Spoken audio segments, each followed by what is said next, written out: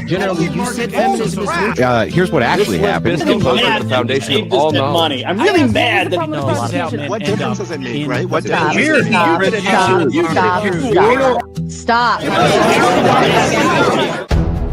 the deregulation of the industry is obviously going to cause more of that industry. To lubricate the trust connection between people until they have enough. Yet we could still look at biological reality in determining who's a female, even if there are. Why don't you denounce feminism the same way you're denouncing capitalism? If you don't... For something to be objective, it needs to be verifiable. And you can't verify... If I make a claim as a political pundit, it is true that I definitely could be wrong. You're promoting, right? Ideology is the main thing of politics, right? This is my ideology. So, 2015, anyone go back and watch the footage? The first GOP debate. Cool, Robert. Oh, that? With a crowbar, you said?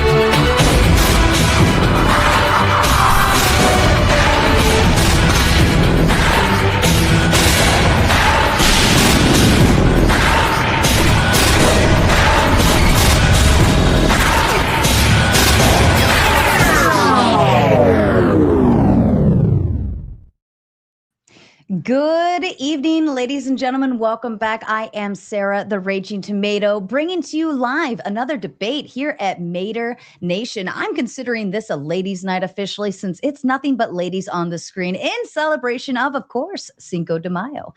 I've got Ghosty here and Taylor Fogarty, both back from 2 Thursdays ago, I believe, to continue our feminism conversation.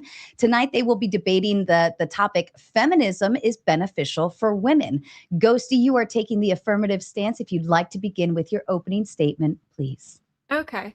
All right. Yeah. So I'm the affirmative. I believe feminism has been significantly beneficial to women. So I've heard like lots of the same arguments used over and over again. So I'm going to try to address some of them here. First, economically, women entering the workforce stimulated the economy, increased demand and productivity, leading to overall wage increases. Economists largely considered a myth that women entering the workforce lowered wages overall. Next, safety and security. No-fault divorce allows for women and men to leave dangerous relationships without having to prove it in court. Abusive situations are often quite difficult to prove, so this allows a woman and her children to leave without the stress and potential failure of being granted a divorce through the courts. Why would we force two people who don't want to be together to stay together anyways? Yes, outcomes for children with divorced parents tend to be worse, but the outcomes are pretty similar for children living with dysfunctional parents. And many children even report they're happier seeing their parents separated and happy in a healthy co-parenting situation. Educational opportunities are next, which lead to financial security for women and their children, so they don't solely have to rely on a man in case he misspends money, puts his family in debt, or again, if his wife has to leave for some kind of dangerous situation. Women have more security now by having the option to rely on themselves if needed. The next one is gaining the right to vote and enter politics. So women-specific issues can be heard in our government. Just yesterday, I believe it was, the Supreme Court restored access to the drug, forgive me if I mispronounce this, mifepristone. It's commonly known as the abortion pill. But this pill is not just used for abortion, it saves women's lives. It's used for miscarriages and even non-pregnancy related issues, such as stopping women from bleeding out from uterine hemorrhages, as well as many other things. Raising awareness for sexual and physical violence against women. Back in the day, men slapping or putting their hands on women was seen as acceptable, and many sexual abuse cases went unheard or weren't taken seriously.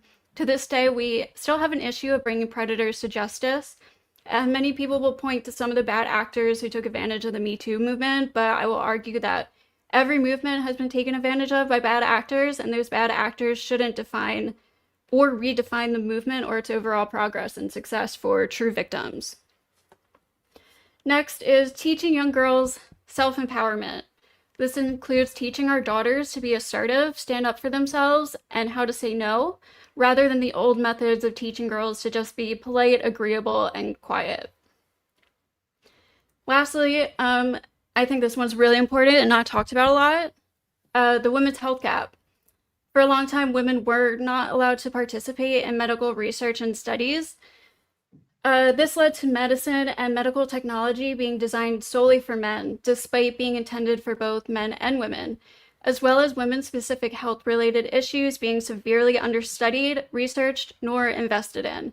As an example, we can look at the thalidomide, I think is how you say it, tragedy throughout the 1950s and 60s, causing over 10,000 children to be 10,000 children to be born with severe deformities, infant deaths, and thousands of miscarriages. But women-specific health issues are still severely under-researched to this day. Endometriosis. Yes, that thing. I got you. is one of many examples. Where in the past, women's physical health problems were largely boiled down to hysteria, which, by the way, the word hysteria is derived from the ancient beliefs that a wandering womb caused psychological and physical ailments of women. Today, many women still experience downplaying of their symptoms when presented to doctors and are often told it is likely psychological, leading women on average receiving diagnoses later than men, including cancer, which on average for women comes 2.5 years later than men. Medical News Today states, women are less likely to receive a diagnosis after physical exams and face higher rates of misdiagnosis for conditions like heart attacks.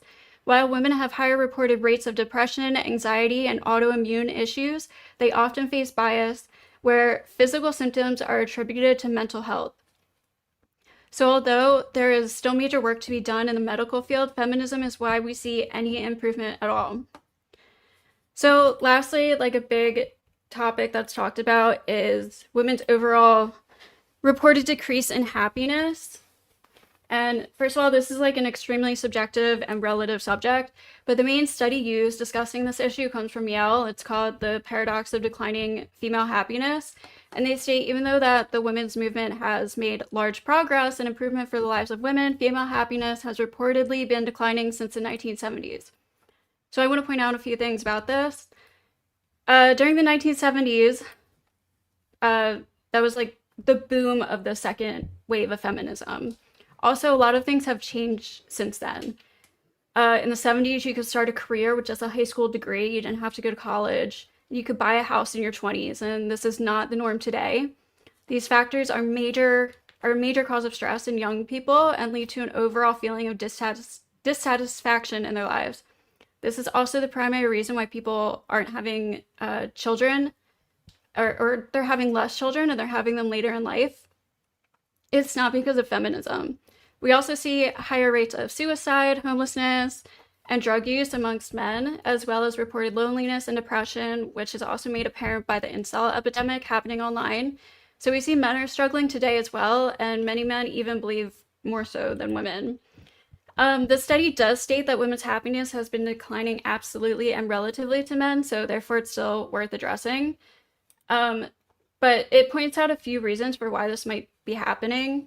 And one of those reasons is, so one potential reason points to happiness being assessed relatively to like a reference group.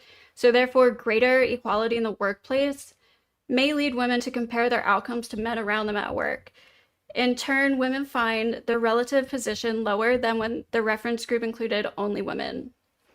There's like a whole bunch of things in the study. It talks about this, but also women's lives have become more complex. Their well-being now likely reflects their satisfaction with more facets of life compared to previous generations. Women have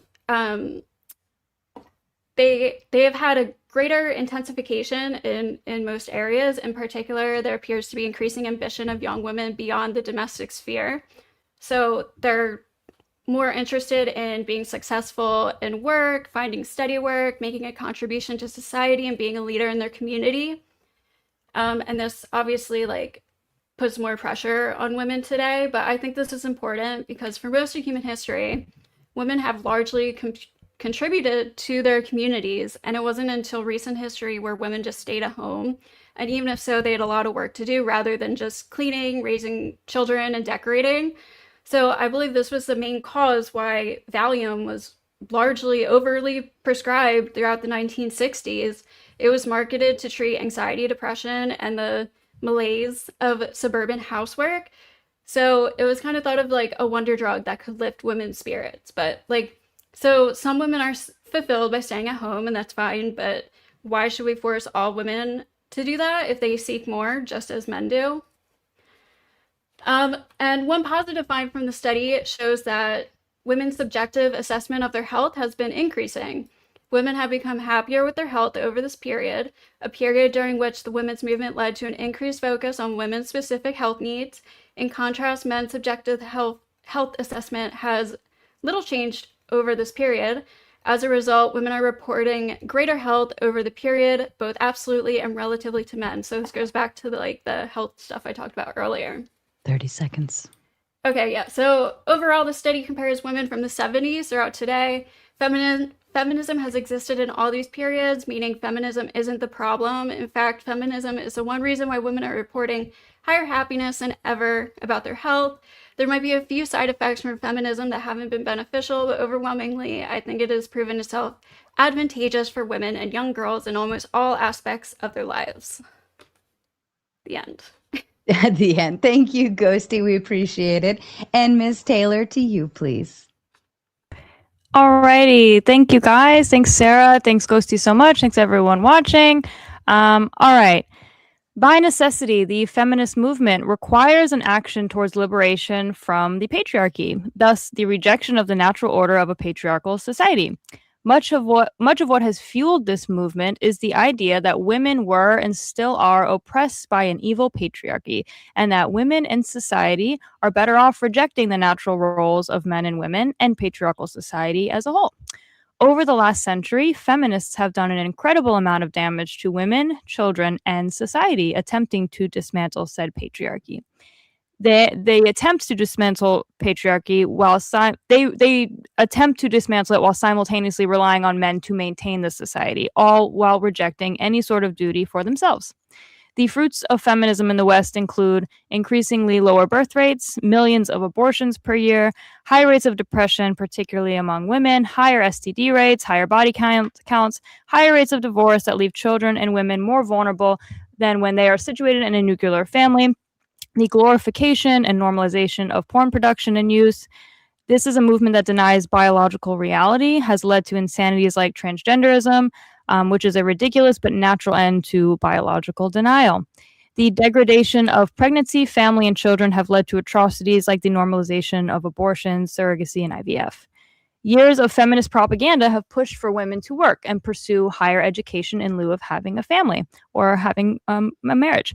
Feminism has presented the male role as the superior one and has convinced women that their unique gifts of femininity are nothing and that they should instead just try to be like men. It has degraded the importance of the natural and biological role of women in exchange for the role of the man.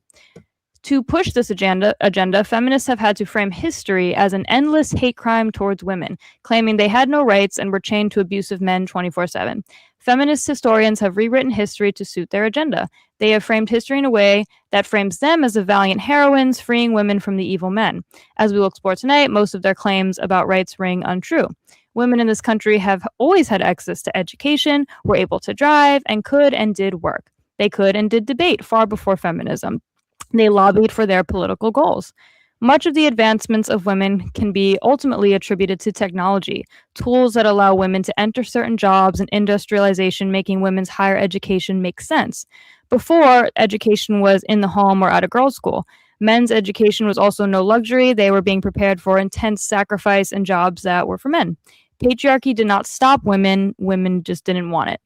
Feminism promotes the self and individualism above everything. There is no duty attached to feminism out of doing what you want. I don't think feminists hold that same standard to men, as they rely on men for many jobs and roles that women are incapable of. Men have the duty to build and protect society, most of which feminists tend to take for granted.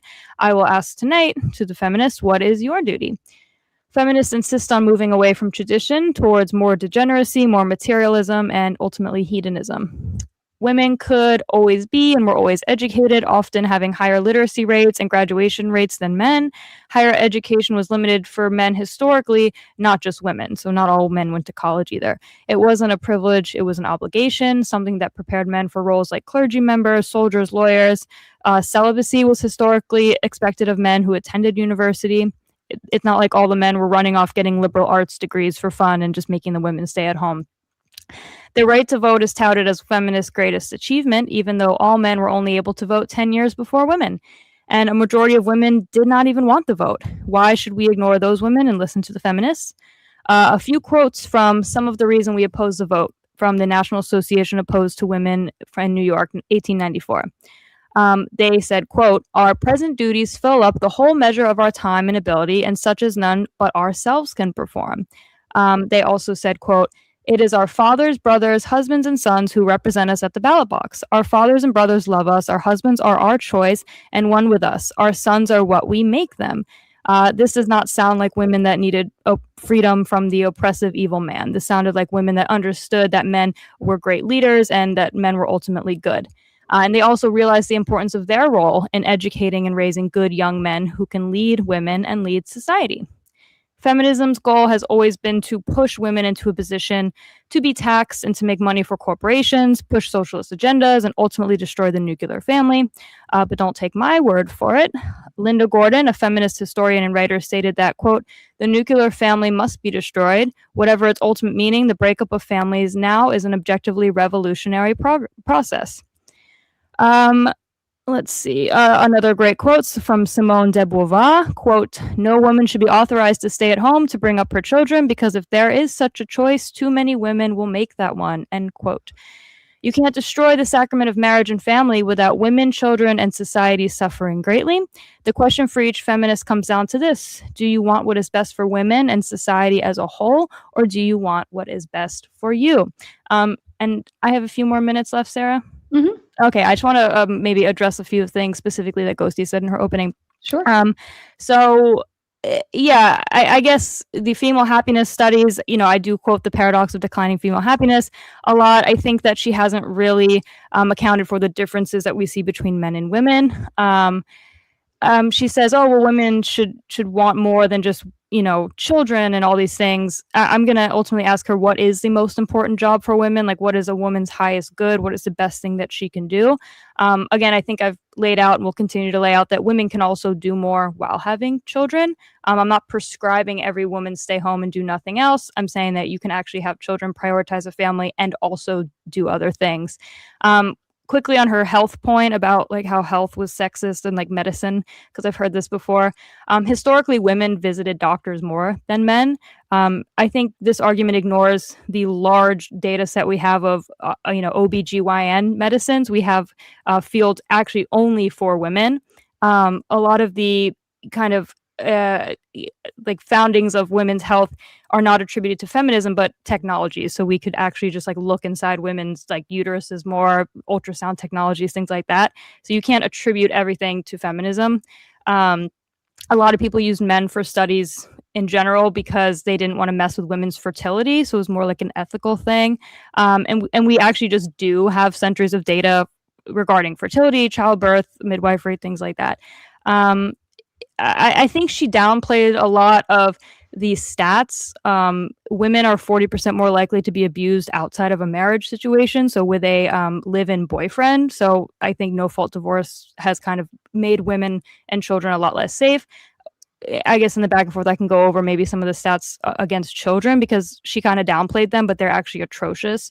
And just briefly on the abortion pill, obviously we probably disagree in general on abortion, which we could kind of get into, but part of the reason to ban she was talking about the abortion pill that you could get mailed in, that was actually the ban, was being able to get it by mail, which one of the reasons was so men couldn't like sneak it into women's coffee in the morning and force abortion. So again, like another measure to actually protect women. So I guess I'll leave it there. I don't want to like go into too much more. Mm-hmm. I just want to put a bunch of stuff, but I'll Sure. wrap it up there. Thank you so much, Taylor. And as a kind reminder to the audience, we're going to get through our debate, which will be a tad shorter tonight than normal. Then we will move into closing statements. We will read and respond to your kind super chats. And then, of course, we will open the panel up to Q&A. So if the audience wants to come ask questions to either of the ladies, you will have the ability to do that at the end. All right, ladies. And I wanted to say one more thing. Both the ladies I believe, are streaming to their own audience as well. Be sure to head over to their channels, like, subscribe, share, and do all of the fun things that Mater Nation represents. Ladies, I leave the floor open to you. So just quickly on the abortion pill, it wasn't just to restore access to it by mail. It was also through telehealth and pharmacies. Well, I'm not sure we want to jump into like an abortion debate because obviously I'm going to be for a full ban of that anyway. So I'm not sure you can prove to me that abortion is like a net positive for women anyway. Unless you want to try. I already explained how it has other uses that actually save women's but lives. you can get that care from a doctor for other things. You don't need to use, even if I granted that and said, okay, women can have it, go to the doctor, whatever, but that's clearly not what the bill was for. It was to prevent abortions. Well, it's preventing women access to that pill in general. Right. But again, if that's the only pill that can stop a woman from bleeding out, you don't think that could be used in other circumstances or other treatments? Even if I said, Ghosty, okay, sure, you can use it for whatever else. I just don't buy that it's just like this post hoc justification of it. I don't believe that at all. Okay, so I feel like that's a point to why women's health is again. But I think what we have to try to do tonight is maybe you can explain to me how feminism did that. Even if I said, okay, that's a win, and this pill or whatever, like, what does that have to do with feminism at all? Because I think a lot of like technological advances and things like that, feminists try to kind of take the valor for. Well, yeah. So if they are only doing studies on men and they're not, which they're not. But they were up until like the 1970s and even past that. Okay, that's not true. That's not true. So they weren't including women in medical studies. How did we get years and years of data on childbirth and pregnancy, and how did we understand anything about women until the 1970s? There's more medical issues than just reproductive health. Your claim was that there was no women in studies until the 1970s. Ghosty, are you asking if I could maybe translate between the both of you? Ghosty, are you saying outside of just reproductive health on women, they weren't doing women's studies for basic medications, like for instance, Tylenol? How generally anybody can use that, right? But were they only studying something like that on men versus trial on women? Yeah, as well? exactly. I think does that clarify it to help the conversation? Yeah, but even reproductive health, and still to this day, like just like hormone issues, autoimmune issues, these things are seen as like complex. Investors don't invest in them for women's issues. So a lot of times they're just like, here's a hormone blocker, instead of actually doing research into what can we do to help women with female specific health issues. Okay, again, I don't buy that just because I think you'd have to prove that. Do you have evidence for that women just aren't getting studied at all? Because again, like I could just say that that's what am I trying to say? Like a shortcoming of medicine in general, and that men also suffer from male specific things, and that we don't have cures for like every male centered illness. We see medical malpractice like all the time. Like I don't actually disagree that doctors can be faulty, and I think doctors misprescribe things all the time. Look at transgenderism, look at them pumping kids full of hormones.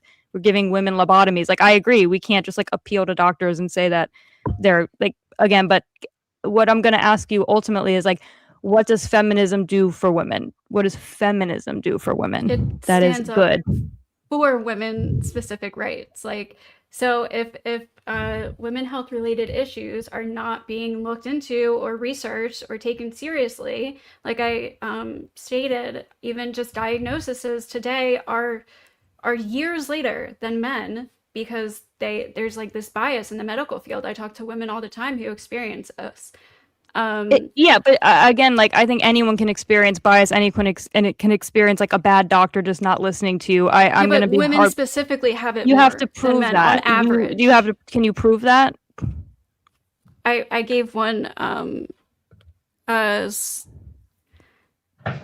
there's like, this is just like a historical thing. I gave one thing from the medical today thing, but I agree with you that women were less studied, but my point of that also was that a lot of times people didn't like they would study groups of people that were similar, like they want to just reduce variables. So women, you're right, tend to be more complex in their hormones, so men just made more sense to study things like Tylenol, like to use Sarah's example, things that were kind of just move across sexes. And they also didn't want to mess with fertility. They didn't maybe have the technology to really understand what could mess up women's reproductive health. So again, I think a lot of the framing that the feminists use is, well, men are evil and they just want women to suffer and they just want women to not have access to healthcare, to use your example, and it's just not true. Well, I'm not calling men evil, but well, the patriarchy or society or whatever it is, you as a feminist were not prioritized in the medical field for a very, very long time to this day. This is the framing I'm talking about when you say prioritized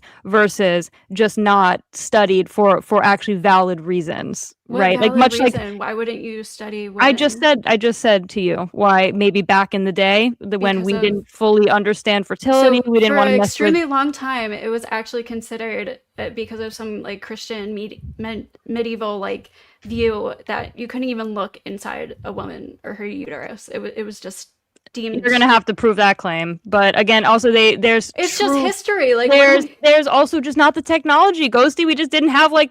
I don't want to like that was a Christian view. Was you aren't supposed to look inside women. The word hysterectomy and so what is comes from women hysteria. Ghosty, it has nothing to do with feminism. You're just taking. It does, because women have stood up for themselves and have created. Okay, so your whole is this your whole argument that feminism is good because now we can like medicine has improved, maybe like medicine has improved technologically, like, which I agree with you, but I'm not going to say that's I'm not going to give feminism that point because technology has improved. Medicine has improved for everybody.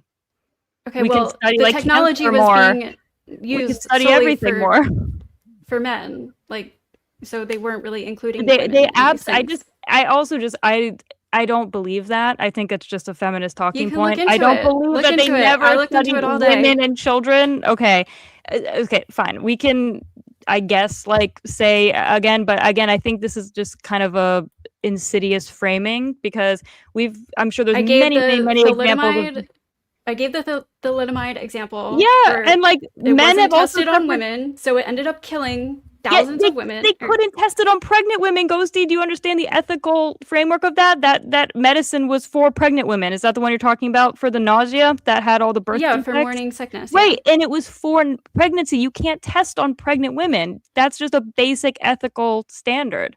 Okay, so if it can't be tested on them, but it's given to them anyways, it's sold that's to bad them anyways, medicine. and I it agree. kills them.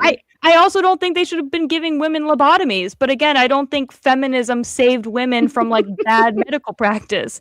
I don't think that that's a good thing either. But again, like I think you're granting feminism points where they haven't earned the points. In the 70s, the health gap was like a huge point of feminism. So this was like a huge entire focus of the feminism movement. And since the 70s, the health whole field has changed. So what I think happens with feminism in general is that there's these kind of like post hoc like justifications where they say like, okay, well, we needed feminism because we really needed, medical care, and this revisionist history that happens with feminism to say like, well, they never studied them and they, women were dying and all these things is just a justification for like feminism as a whole, which I think I've proven, and we'll kind of maybe we can move on to a different topic. We can talk about, I would say the feminist promise of like the early 20th century was that it was going to make women happier, safer, and keep the children safer. And I think it has failed on all of those promises. And we see that very clearly through statistics. Women are not safer. Women experience far more violence outside of marriage. The outcomes for children in like fatherless homes are atrocious. 90% of homeless people come from fatherless homes. 85% of like behavioral issues that people have come from fatherless homes. So we have big issues with marriages falling apart. No-fault divorce was a huge mistake. Like you can't say like, okay, well, maybe they like passed a bill here and there for some pill or whatever, and then ignore the like insanely negative outcomes of feminism. So the insane outcomes of feminism, you're saying, is basically divorce and women's safety? Women, 26% of women today are on some sort of antidepressant. Like, you even cited the study. What does that have to do with feminism? Women are not happy. Why would what do women need? What more do women need to be happy in this world? They have every right. In the 1950s and 60s, women were prescribed Valium. So like, were out men. The ass. So were men. Men were also prescribed Valium. That was just like it was like a new hot thing. It was more for women and housewives specifically, though. That's bad. That's like from Mad Men or something. Again, it's just like framing. It's not. They were prescribed to both sexes. It's just true. There was an influx of Valium. All your to both views sexes. is some kind of conservative framing, and it's a reconstruction of history it's to fit just the not true, conservative though. narrative. You can look it up. It's just not true. I Because have men were looked it also up. prescribed. Men were also prescribed Valium at high rates in the 1950s. More than housewives women housewives.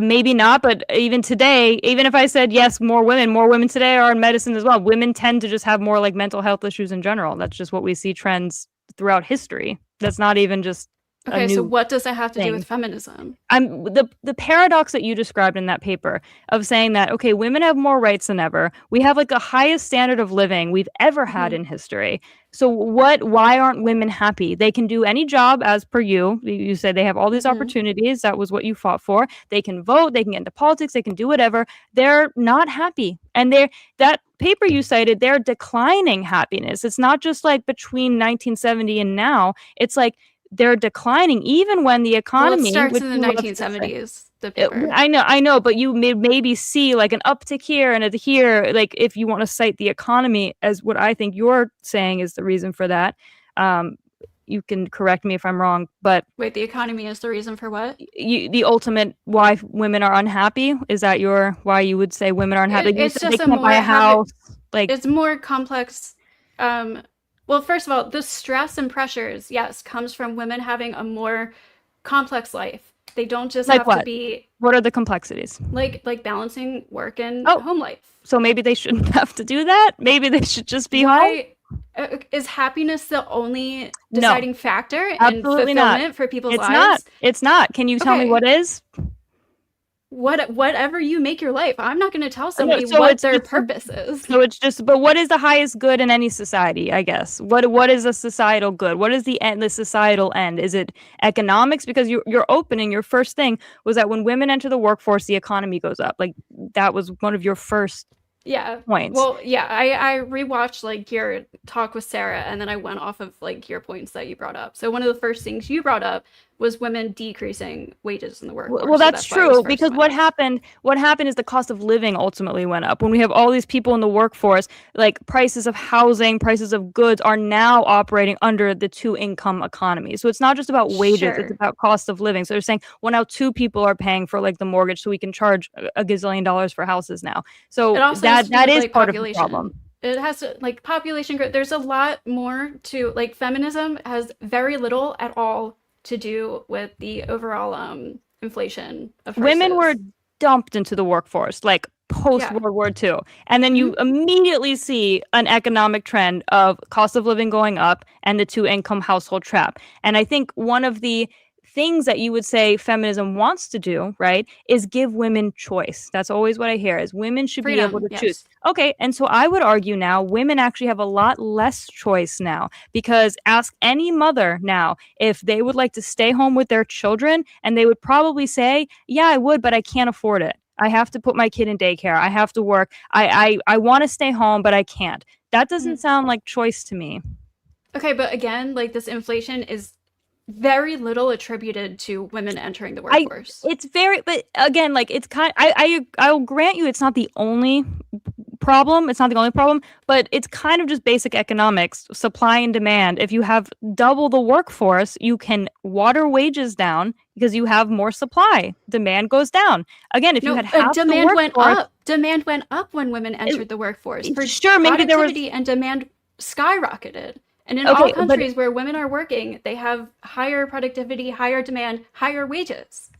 So like this, right? That like, makes sense. But again, that you're not attributing that to the cost of living that happens. That it necessitates the working. The inflation, sure, but again, like economists say, this like feminism, women entering the workforce has very little to do with Is that good that we can't have stay-at-home moms? That women that actually want to be stay-at-home moms can't? Is that the choice you guys want? Because it doesn't sound like choice. It sounds like just what feminists think women should be doing. Well, I believe in maternity leave, which is what like every single country except for 6 countries on Earth has.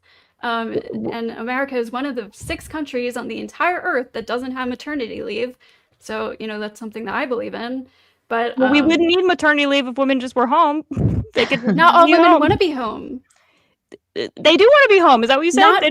Not all women want to be home. I promise for the rest of their lives. A large, and they don't have to be. Ghosty, I actually said to you way before feminism, women were working. Women worked forever. Like women have always worked. Women were writing books. Women were debating. Women were traveling. Rich women. Well, that's always going to come into play as far as like financial freedom and things. But again, not really. Women worked on the farm. They were teachers. They worked dangerous factory jobs. What? I hate this. This narrative is so gross to me because it's like, you know what? Mothers were working. That's a full-time job. And they understood the value of that role forever. They understood that they had value in the family. They had leadership. They had political say even before they could vote. They were voices of the community. Who got prohibition passed? Who advocated for prohibition? Do you know? I'm not really aware. But... Women, because they saw it. They saw it in the household. They didn't want their husbands drinking. They saw how bad alcohol was. Yeah. They were boots on the ground in their communities. And they understood, like the quotes I read from you from the women that were opposing the vote, that they were needed in the home and in the community. So again, like, I can even grant you not all women want to have kids, but I think what it's ultimately come down to is what is the highest good for society? What is the highest good for women? Like, what is their highest calling? Maybe not their only calling, but their highest calling. And what is their duty? Because I can name many, many duties that men have. Can you name me a duty that feminism grants women or needs of women that's obligatory? Well, first of all, personal responsibility. That's really what does that mean? Women. They take care of their own debt now. They have their own wages. Why is that good? Why is it personal, good? Because because if you go to work, your paycheck shouldn't be signed off to your husband. But why? I think if can you tell me why you should get your own paycheck. You're giving me a lot of assertions, but can you tell me why? Like, what's the evidence there? Like, why is that bad? Why would that be bad if a woman? Well, no, you asked me about personal responsibility and duty. And I'm talking more about duty to society because, like, I'll give you an example for the men. I think men have a duty in society to uphold infrastructure. I think we expect them to do jobs that are very, hard. That like 98% of women don't want to do, can't do, work on the oil rigs, maintain electricity, plumbing, things like that, like dirty, gross jobs. Like 93% of workplace deaths are men. One just duty that's just straight up is the draft. Men have to sign up for the draft. War comes, they have to go die for war. So again, like, I think a good society requires duty from everybody. And what is the duty for women? Okay, so first of all, I wouldn't prescribe men, like, it's not in my worldview that men should go die for their country by a draft. Should women too go be drafted, or just no one should be drafted? Ideally, nobody, but... okay, but like in reality. Because sure, everybody, like Israel does it, and other countries at do least it, that's fine. Consistent, so men and women have to sign up for the draft at 18. You're fine with that? Yeah. Okay. Absolutely. So, another point on like equality, if we want to talk, because I think that's kind of feminist goal in general, right? It's just general equality. Should men have a say in abortions? If their girlfriend's pregnant, should they be able to prescribe an abortion, or make their woman get an abortion, or tell her not to? Should they have an equal say? No. Why? Because ultimately it is the woman going through it. So like this is something of the man's of not abortion. going through it. No, she has the She's not gets going pregnant. through his baby being in the womb. He doesn't go to a doctor to get an abortion, or he doesn't go through 9 months of pregnancy. So ultimately, it sucks. It's unfair. Like, yeah, It is. You're ideally- admitting it's unfair.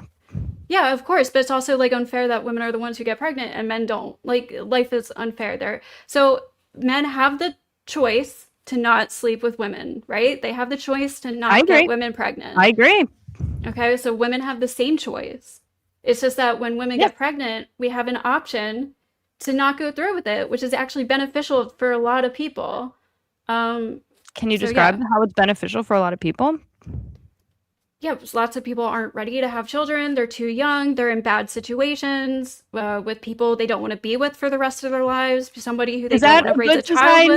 society? Do you, because I have like a vision for society. Like it sounds like Ghosty's vision for society is that people just do what they want. You can just like kill your baby in the womb if you don't feel like it.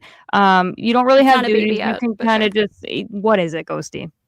It's scientifically not considered a baby yet. What? but- That is the craziest claim I've ever heard. Can you please I'm prove just that telling you. right now? You're telling Google me to it. prove it.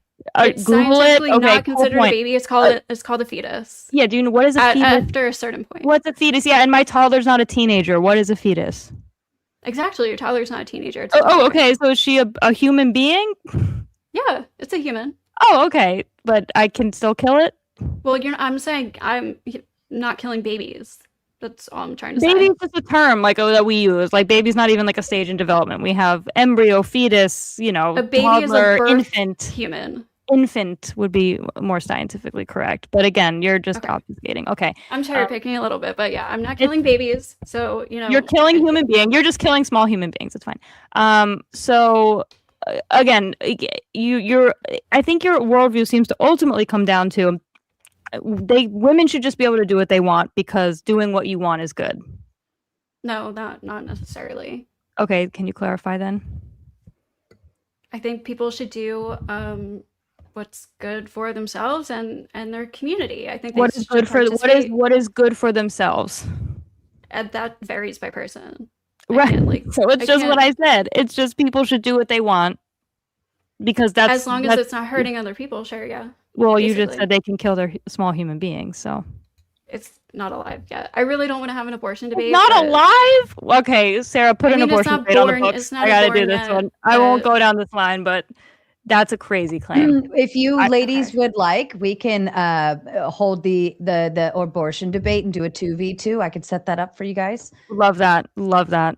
All right, I we can. hate abortion debates, but I'll do it. I can tell. I can think understand they're really why. pointless, but I can understand why.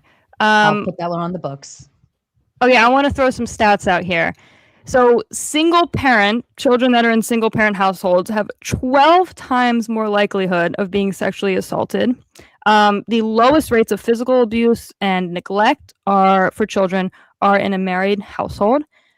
Women have a 40% more likelihood of getting physically abused if they're with a live-in boyfriend versus a husband. What do you think about that? Is that good? right. So I tried to address this last time. So like if we lived in your worldview, Mhm. those wouldn't be boyfriends. Those would be husbands, and then the rates would just be No. reversed. So No. Let me tell you how I get here. So it's like I hear what you're trying to say, where you're like, okay, if there's an abusive like boyfriend, we wouldn't just say marry them and the abuse will go away, right? well, no, I'm not saying like the abuse would go away. You would get No, you're married saying that's before what you I'm even saying. know that happens. You would get You're married saying- before they even know that Right. happens. No, I And understand. now he's a husband and he's not Right. just a boyfriend. So So what I'm saying is when you have a society where you date for marriage, and let's say you're saving sex for marriage, you're saying, well, sex is something that can reproduce. So we should be in a married household because like I just showed you, stats of children of single parent households are just atrocious. So we should protect children. That's a good. That's a societal good. So we should wait to have sex until we're married. So when you have that sort of virtue, you kind of weed out, I would say, the men that are good and bad. And not that it's going to be 100% success rate. There's definitely going to be some bad men that sneak in. There's also going to be bad women that sneak in. There's a lot of women that actually initiate violence, abuse. There's actually a study that showed that in non-reciprocal domestic violence situations where only one person is the abuser, that is women the majority of the time. And in 50% of DV situations, the violence is reciprocal. So it's men and women. And we all have seen the stat that like lesbians are the most violent. So it's like women are violent as well. So again, it's like if we have it's kind of like if I said to you, okay, Ghosty, you have, I don't know, I'm gonna say some dumb stat, like a 20, it's like too high, like 1% chance of getting into a car crash, right? It's like that's not 1% for everybody, because if you like don't drive drunk, if you wear your seatbelt, if you drive really safely, if you don't speed, if you drive at certain hours, like your chance of getting in a car crash is going to go down. So I think it's the same with the dating, is if we're dating to marry and we have virtues of sex is only for marriage, I think the point overall is that you're going to just reduce the like crappy guys. Does that make sense? Maybe. It depends, like, if all women are doing this, then at that point, I don't know, because all men have to deal with that, right? Like, also, if you can't sleep with someone before marriage, people are more likely to get married. If you can't live together, if you can't sleep together before marriage, people are going to rush into marriage more often. Well, what's bad about that? What's bad about, I wouldn't say rush. I mean, what would be rushing to you? Like, I think it's like 6 months to a year. Like, that seems normal to like get to know someone. But to ensure that you have the shared values is that kind of like putting on the seatbelt, driving safely, like protections. And mind you, I'm not saying that I don't want women that, like, I want women to leave abusive situations. Like, that's not the point. Course. But the point is that when we, as a society, see marriage as a sacrament and something that isn't just something you leave for no reason, because right now, like, if we look at the reasons for divorce, abuse is like down the list. It's not even top 3. It's like 4 or 5 or something. So it's like, it's not like women are just getting abused all the time, right? They're leaving because irreconcilable differences, or they're bored, or adultery. So it's like, if you shift the societal kind of stigma to, well, marriage is a sacrament, marriage is something important, and that you can't leave for any reason, maybe people will be a little pickier about who they marry. Maybe people will assure values align. So it's more about changing the social norms. I don't think most people are going into a marriage expecting or wanting to get divorced. Like, most people aren't just jumping. Most people are having one issue and then like, oh, I'm just gonna leave him. Like, I just woke up and I don't want to be with him. I agree, but I think that when you have kind of this how normalized divorce is that when you maybe hit a conflict or a feeling of dissatisfaction, and then maybe from the feminist worldview, as I see, where happiness is the highest order, the second you feel unhappiness, you think, oh, well, I deserve to be happy. I deserve to be with someone that makes me feel happy, and then you abandon it. Because well, again, it's not like happy. the second. It's not like, oh, he made me mad one time and then I'm gonna get a divorce. Like, most people go through a lot to prevent getting a divorce. Most people like don't want to get a divorce. First of all, it's like financially destructive. It's emotionally destructive. It's not good for children. I agree. Yeah. So like, why is it happening so much? I think because people are rushing to get married with people they shouldn't be with.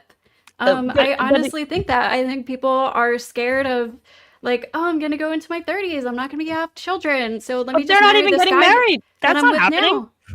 Women aren't even getting married, so that's not happening. People aren't getting married.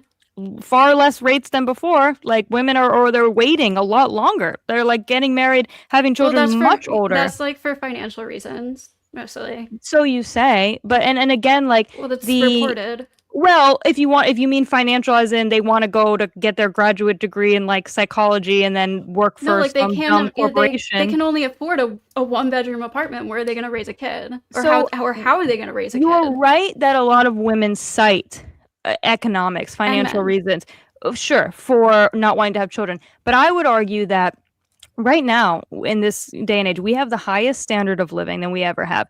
We've been having children for so long in much worse financial situations, through Great Depression, through all sorts of things.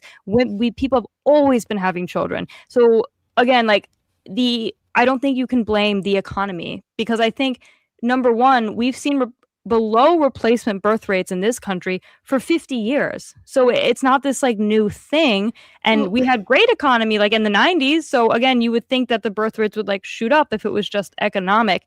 I think people are conflating financial stress to lifestyle maintenance. I don't believe that women are like, oh, I can't afford to eat, I can't afford anything.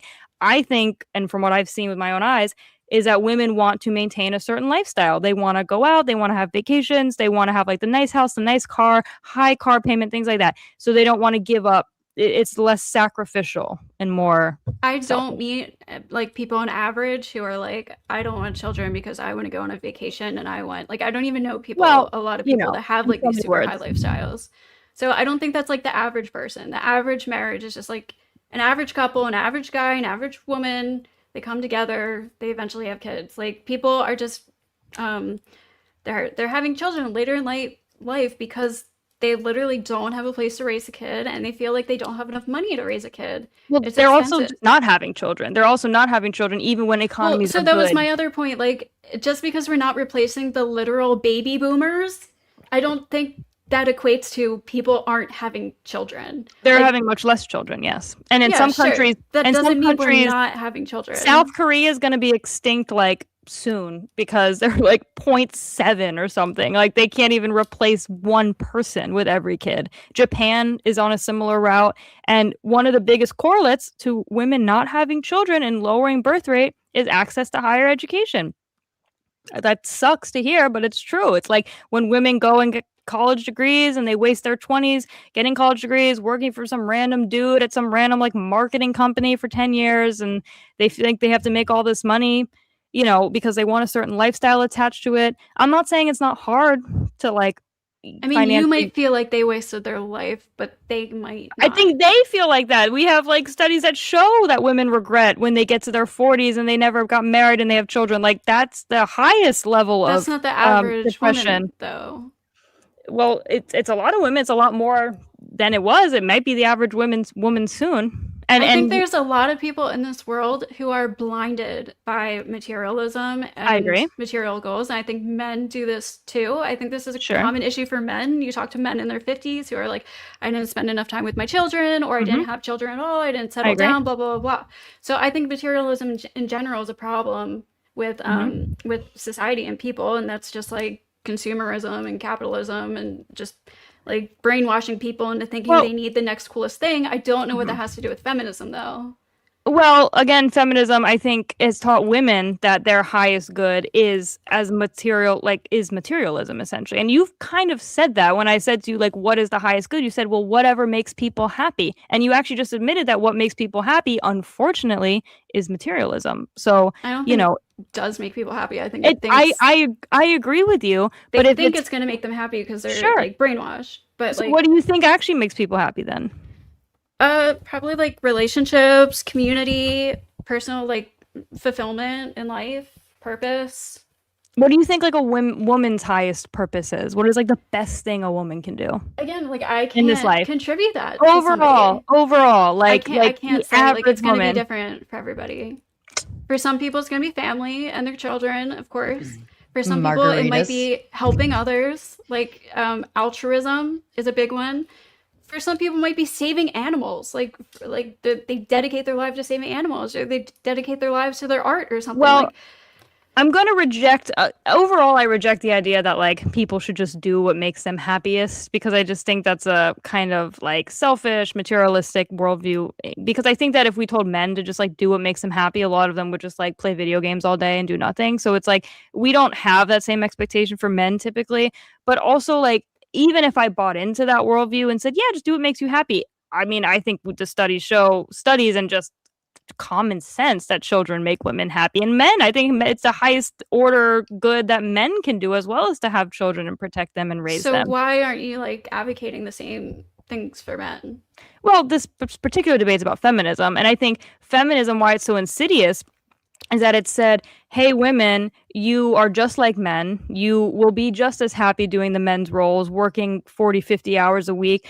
Go out and be in politics and vote and be your own person. And the narrative, and even kind of as you've been speaking tonight, is this like fear mongering of men and saying like, well, if you get married young and you rush into it, you're just going to get abused. You're not even going to know they're an abuser. And it's kind of scared women out of marriage, out of wanting to have children. And I think it's doing them a great disservice. So, yeah, I'm mad at feminism for that. But sure, I mean, in a separate chat we could talk about the shortcomings of men, but I think it's more than just like being scared of abuse. Like it's just being scared that you're going to end up with a person who isn't right for you, especially if you don't even know yourself. Like if you're 18, freshly out of high school, you just had to raise your hand to ask an adult to go to the fucking bathroom. Like I don't think that person in most cases is gonna even know who they are.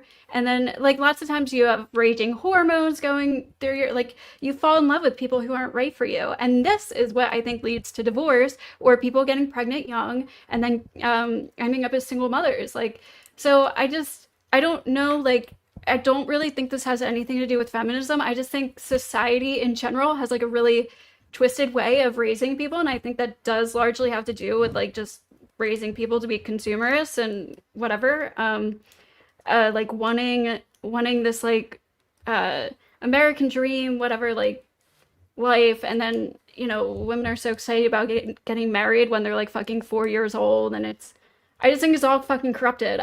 I don't attribute any of this really to feminism. I guess you could say like, oh, women wanting to go to college makes them want to work, and then you don't think that there's a stigma for women to have to go to college? Like you actually just kind of proved the stigma of don't get married at 18 because you don't need parents tell their children, I want my daughter. Fathers do this. It's not just feminism.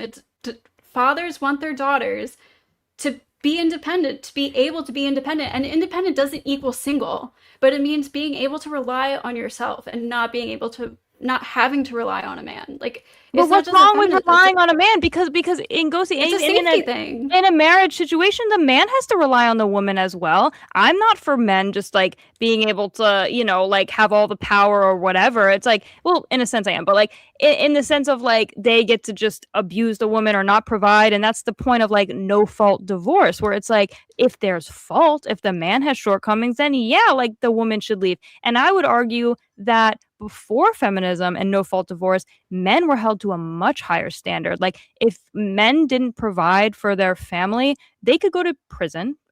They were completely ostracized from society. It was like the worst thing you could do as a man if you're not providing for your family. Yeah, there's mutual trust because the woman is home raising your children. So it's built on this like actually beautiful dynamic of mutual trust. And I think that there's just been like a lot of fear mongering around men in general. And again, like women should leave bad marriages. In 1900, there was over 50,000 divorces granted. Like people were getting divorced, like they could.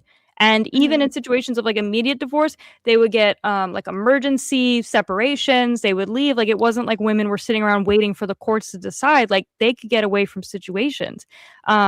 And back then you tended to live within a community of your brothers and your father, and your family was around. So you had more community. And now this message of like, no, be independent, have your own money, be your own person, has just left women more vulnerable to worse abuse from people that don't really care about her because they're nobody. They're just someone to like sleep with. I just don't agree. Like the amount of times I've seen men leaving their families like totally broken and women distraught. Now they and can because they can just leave now. I agree. It's not good because they can just leave now for any no fault divorce applies to the men this too. is like prior to divorce, whether they're like cheating or they're doing drugs or like whatever. Like this doesn't have to do with divorce. This has to do with just humans doing human things. So people can be bad. Like like this is a fallen world, but so again, all it is telling women and men too is just to be careful about who you're sleeping with and who you're dating, and don't rush into anything. I agree to not rush. I'm not saying people jump into marriage, but again, like from what we see statistically, women and children are so much safer in a marriage and a nuclear family. And if anything, that I think that should be enough to just want that situation more for women, even if you're not on board with like everything. It's like, why wouldn't you want women and children safer? I don't think it's like the ring and the commitment that's doing that. I think it's a lot of other factors. Well, it's what about what I said about values? Where if you're saying, hey, marriage is a sacrament, marriage is important. We even see statistics of like religious couples get divorced at like such a much lower rate than secular couples. Religion might like play a role in it, but like, how am I going to force somebody to believe in a God they don't? Well, believe in, it doesn't ultimately have to come down to God. It's about the values attached to it. So if you say, well, I value sex because sex is special and bonding and isn't just like a recreational activity and can produce children, and women are deserving of protection, not just like playthings or whatever. I think actually women were a lot more respected, and that's what the anti-suffragettes were saying when they were voting against the vote. They were saying, no, like, we're very good here. We're protected. We have everything we need. We get to those were mostly extremely rich women. Most of the anti-suffragettes. No, it was a majority of women. Only like 4% of women wanted the vote in Massachusetts during the first referendum. Overall. They did. Even Susan B. Anthony wrote that she said women are not going to want this. You can look that up. Yeah, there's a lot of reasons. Like, a lot of women just didn't want to go against the norm. They didn't want to speak out. Like, there's a lot of women who originally signed women were speaking out before then, though.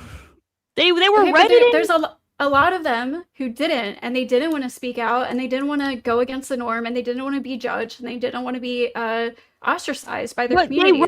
But Ghosty, I read to you what they wrote. You just don't believe them. You believe the other. I'm saying there are certain women who did speak out, but there are lots of women who didn't want to. But speaking out against the vote, the women that wrote about why they didn't want the vote. There's whole writings on this. Yeah, of course. There were a lot of them were rich people. Also, they were people who, because the rich people had the most political power. This is the same reason they didn't want black people to vote, is because they were worried that having black people and women voting you just don't believe the women that said, hey, we don't want to lose our role in society. We don't want to lose the role in our family. You just don't believe them. If they're super comfortable in their life, like, and they have everything taken care of them, sure. Like, I'm going to believe them. Did. But that doesn't represent the average person. Like you said, most women were working. Most women. Most women were working, right? So they were working dangerous factory jobs. No, that's not what I said. Most women were not working at all. There was but women have always worked. So the poor women. They could always work. Yeah, they could always work. That doesn't mean they did. So they always had the opportunity to. A lot of them worked on the farm, but a lot of them did the same jobs that they do today. But I have statistics. Working outside the home in like 1900, only 6% of mothers were working outside of the home. Now it's almost 60%, 60. So again, like, is that good? That like moms just like aren't home?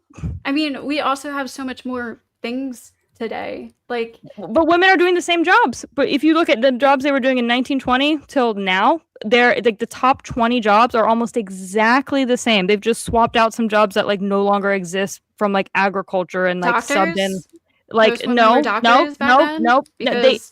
more female doctors than men today. But they're not today either. That's what I'm saying. Is the jobs there are more female doctors than men today. I believe you, but what I'm saying is that the top 20 jobs that women choose are the almost exact same top 20 jobs that they chose in like the early 1900s.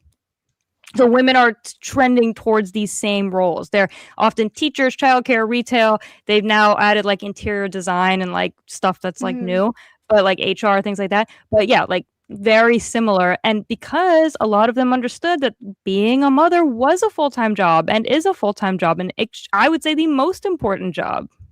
Okay, so I agree that there were women who didn't want the right to vote. I will say it was mostly wealthy women who had who lived in families that had large political contribution, so that they felt like they wanted to control the vote and stuff. But are you just going to ignore all the women that did want the right to vote?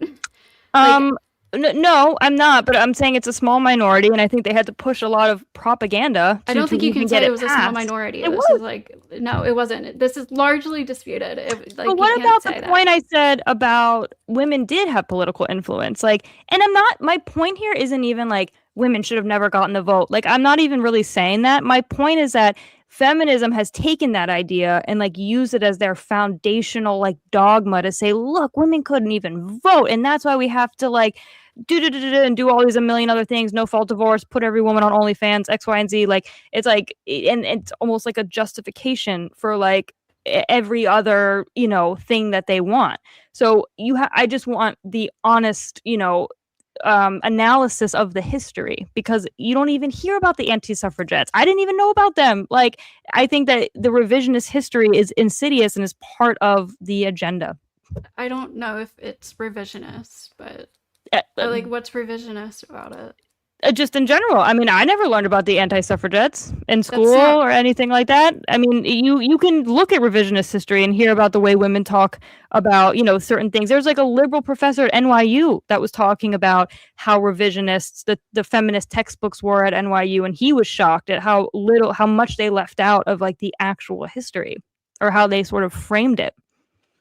So I'm not even saying like women shouldn't have had the vote. I'm just saying women actually understood that they didn't want to get involved with politics. And I'm kind of just mapping that onto now, saying like, hey, women's role in the home is actually like incredibly important, and maybe one of the most important things that she can do for herself and for society. For some people, but like even still, so if a woman's important role is being a mother and stuff, why wouldn't you want women in politics fighting for mothers and children? Because women can have a say without doing that, and they did have a say without even voting. Not as much. Of course they did. The vote for women to have the right to vote came down to one. It came down to one man in the Supreme Court who got a letter from his mother that morning saying, I hope you do the right thing. What are you talking about for the voting to vote? So for women to get the right to vote, it came down to a single man in the Supreme Court who got a letter from his mother saying, I hope you do the right thing. He was undecided. So like, yeah, so you're saying women had all this say and stuff? Like they didn't. It was up to the men. I'm saying before, and you're right. A lot of stuff's up to men, which is like funny because we give it all the credit to feminism, even though men were the ones to like pass Roe v. Wade for women. But it wouldn't have been done without feminists. But so you say, even though I would say killing your children isn't like a feminist win.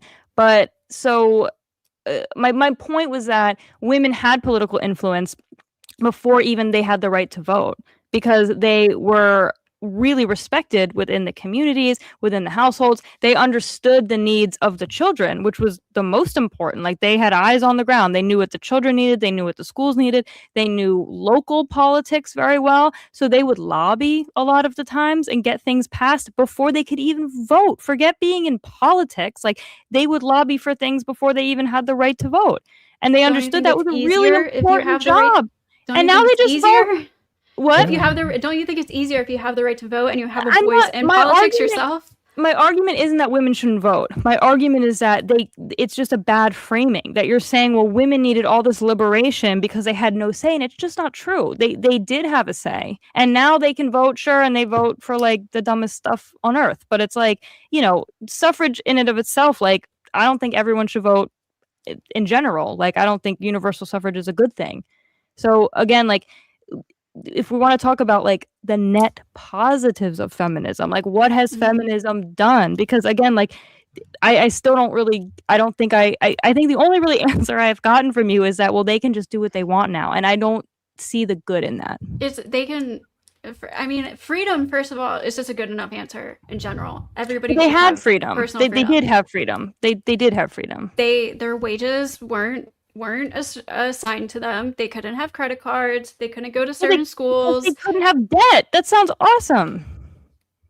They legally couldn't accrue debt. I'm not a child. I'm a grown adult, and I'd rather take care of my own debt. Protecting. There's a hierarchy, a natural hierarchy. Women couldn't own property because they couldn't defend property. It just like didn't make sense for women to own like hundreds of acres of land and like not be able to protect it because they couldn't, and they can't. Well, we have the law. We literally have a police force. Sure, and the police. So what? You call which is men, by the way. But if you call the police, some guys in your house, they're gonna take 20 minutes. Good luck. You know, it's like that's not an end all be all. Like, Well, I mean, there's like tons of systems in place. 911 for was this shit. invented in like 1960, by the way. Like 911 wasn't a thing until like very recently. So you actually Okay, so didn't none have of this police. is relative like to today. Well, my point is that there were reasons for these things. Like I think the framing is like the evil patriarchy like didn't let women do this and just kept them chained to the kitchen, and it's like no, The reason women doesn't had... matter. I don't It care if does. it's a patriarchy Of or course it's it just like does. no, it doesn't matter. The point is that women deserve to have personal freedoms and make personal choices. They did have personal freedom. They could You're choose just not to saying get they married. couldn't own property. They could choose not to get married, and they could inherit property from their fathers, and a lot of times they would have property if they weren't They used married. to be sold. Their parents used to choose their husbands for What? them. Not really. What are you talking about? You don't think arranged marriages was a thing? Oh like, yeah, back in well, the day? sold. I don't know for money, but arranged. Yeah, maybe back in like I don't mean, know. yeah, like a very long time ago, daughters were Feminism sold. didn't change that. Like feminism didn't do that. Like I can say that yeah, there's been like injustices that happen to every group of people basically, but feminism didn't come in and like save the day. There's still arranged marriages. Actually, arranged marriages have like really high success rates actually. So, but anyway, that's besides the point. Like Probably because they can't get a divorce. Because they Yeah, don't have no fault great. divorce. So what's wrong with That's that? not a great thing. What? Why not? Why is it bad? I don't know. for The people one to person that take I know in an arranged marriage, it was not a good situation. Okay, And guess but what? She that's didn't one divorce him. anecdote, isn't as relevant. But it's like, what is wrong? What is wrong with people taking a sacrament that is serious and saying like, hey, To someone they don't want to get married to someone that their parents want them to marry? Okay, I'm not talking about arranged marriages anymore. I'm talking about in general. Because There's nothing wrong with getting married for religious reasons. There's nothing wrong with But getting even married for outside of non-religious religion- reasons. even outside of religion, what's wrong with seeing it as something that is a commitment and saying That's what people do see it as. you cannot. No, they I don't know what you're Not when talking about. Not when the divorce rate is insanely high and People women are don't get initiating- married to get divorced. Right, That's they- not a foreseen they get outcome. married- Let me just jump in and maybe we can kind of reset here. You have about 15 more minutes left, so if you kind of want to get through any major last talking points, now would be a good time to bring that up. I'm just gonna see if there was anything I didn't bring up. Hang on. Do you have anything? Okay. Well, I guess I'll say this. Like, I wrote something down where I said, because I want to ask you what like society's highest good is, because I think that's going to really like solve a lot of like maybe where our worldviews like disagree. I would say society's highest goods rely on community, where everyone believes in ordering towards truth, where people live in virtue, uphold dignity, and have a strong moral order. Ideally, they're orienting towards God by loving one's neighbor and upholding a strong, objective moral order. So I think that when we see that, we see a lot of social cohesion and we see a lot of success, and then the other things follow. So that would be my definition for like a good society. So virtue, truth, objective good. And I think feminism ultimately rejects all of that. Okay. The highest good of society is probably just altruism, giving back to your community, participating in your community, finding your purpose, your part of the world, and yeah.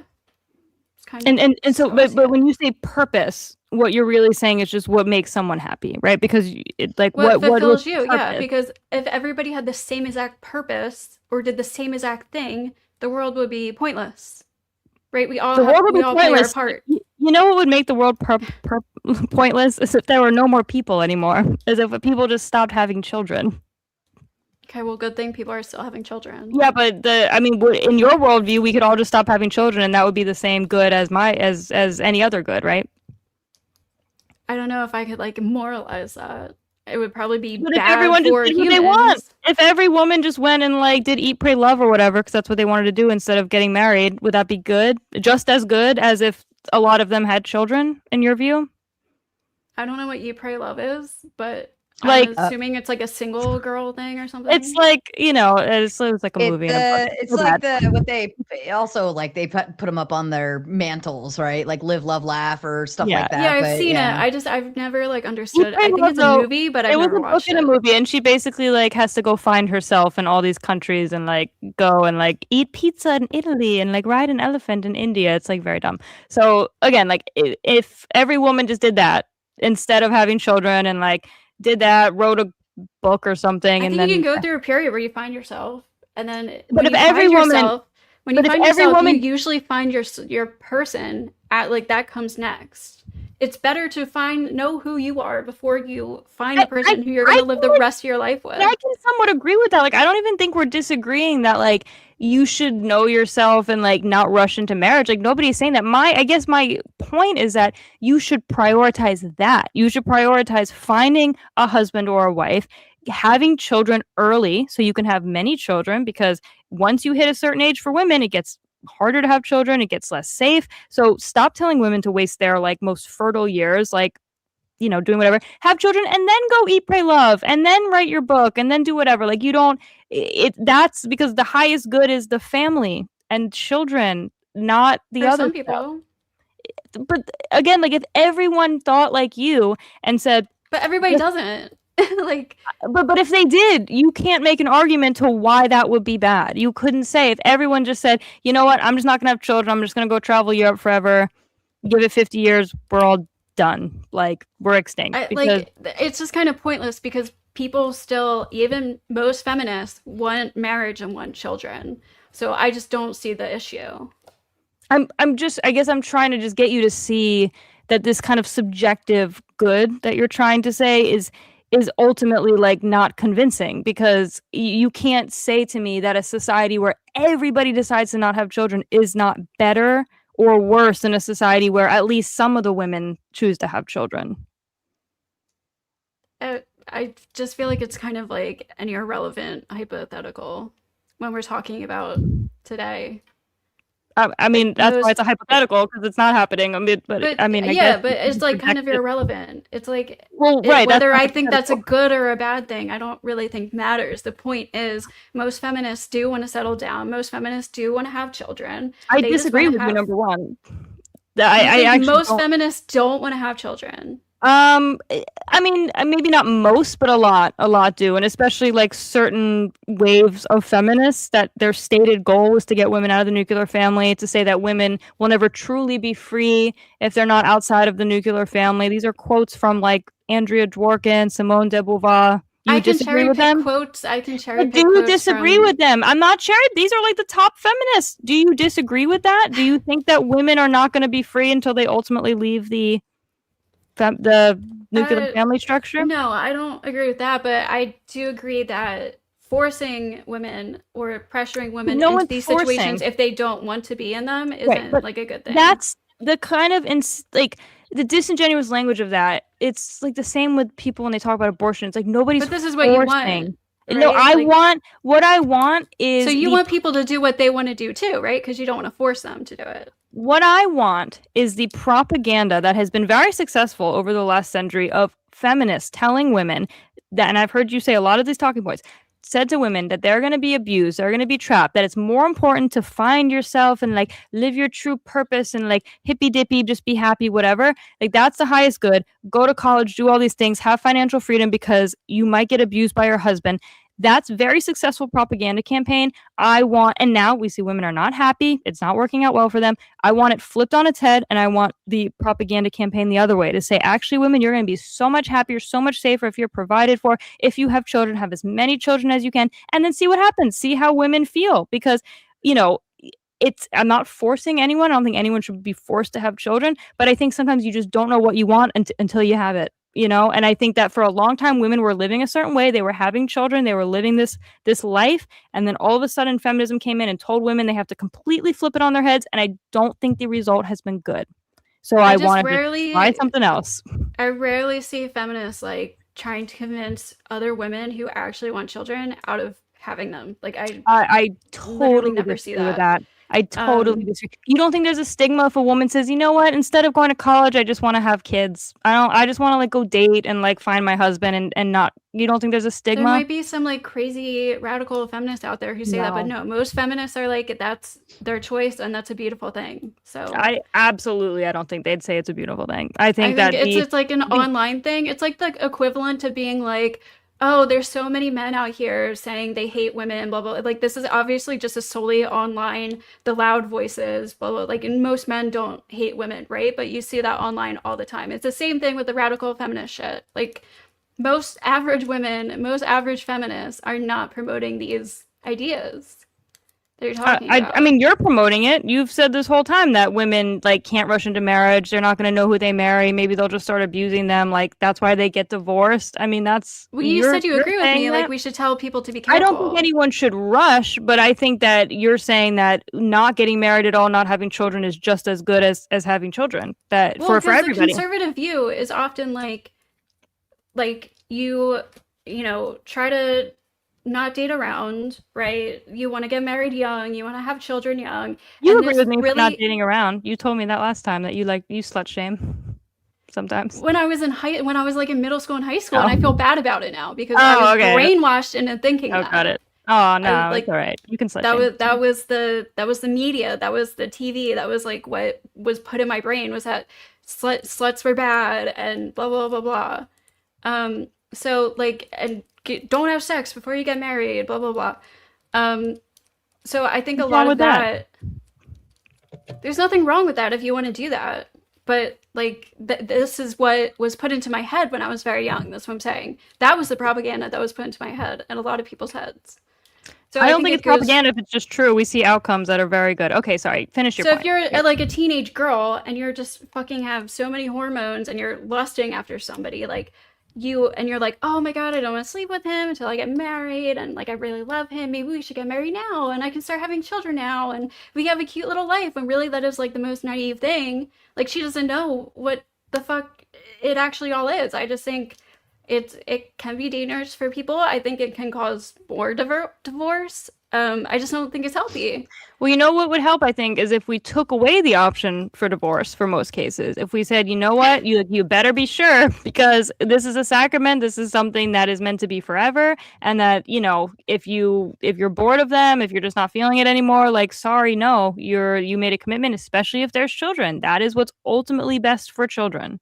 But again, even if you're young. Hormones cause people to make stupid decisions. Also, okay, so get women off birth control. If something goes wrong and you don't want to be with this person anymore, why would we ever force two people who don't want to be together to be together? Define wrong, Ghosty, because I think a lot of the reasons, like I've said, is like, I'm bored. I just want to like be happy. I'm not happy anymore. That's what they say. That's what the like top. Yeah, that's what's listed because it's a fucking checklist, but it's a lot deeper than that. It's not just like, oh, I just like, he doesn't, you know, make me happy anymore. It's like, it's not like she woke up one day and it's like, I'm not happy anymore. Like, I'm just going to get a divorce. Like, it's a lot more complex. It's a lot more deeper. This is a survey where it's just like, what's kind of like the main reason you would stay? So why it doesn't go into the complexixities of their lives. Why have divorces gone up so much? Why? It's actually like lowering again divorce rates. It is. You're right. There was a big spike right around no fault divorce, right? Mm-hmm. So, but why? Why aren't they the same rates as like 15 or something? Because that was largely it is probably due to religion. Less people being religious and feeling like they're gonna fucking go to hell if they get divorced. So they feel like it's okay, like if they get divorced now. And probably just, I think the main reason for divorce is just people not dating for the right reasons. I think a lot of people date for the materialistic get to the like, okay, so they dated wrongly. Okay, so now they're getting divorced, right? Well, what is the reason for that? Just sum it up. Like, they don't want to spend the rest of their lives with somebody they don't want to be with. Okay, and do you think that is worth all the statistics I told you about children being 12 times more likely to be sexually abused when they're living in a single family household, or, you know, fatherless homes having such big issues? Like, do you think that's worth it? Because I don't think divorce should automatically lead to fatherless homes. I think that's kind of like a separate Even issue. fine, but even But say, like, forget the fatherless thing. But even when it's single mom, single dad, single mom with a live-in boyfriend is the most dangerous so situation. yeah, if for- you have less parents there, your child is going to be more at risk. Like just by like there's less parents around, I guess. But Well, it's because they're introducing people that are not biologically related to the children, that don't have a vested interest in protecting. And this is where ultimately the protection comes down, because that's why women are at risk when they're not married.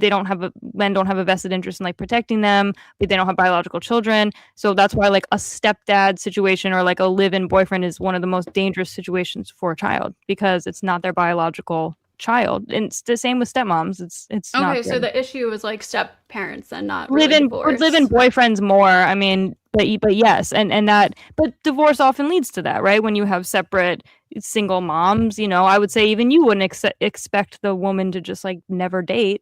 You would probably 5 say minute. she should, because No, but that's like I don't expect her to bring like strange men around her children either, well, right? don't you Like, want her to be happy? Isn't that the point? She wasn't happy in her marriage.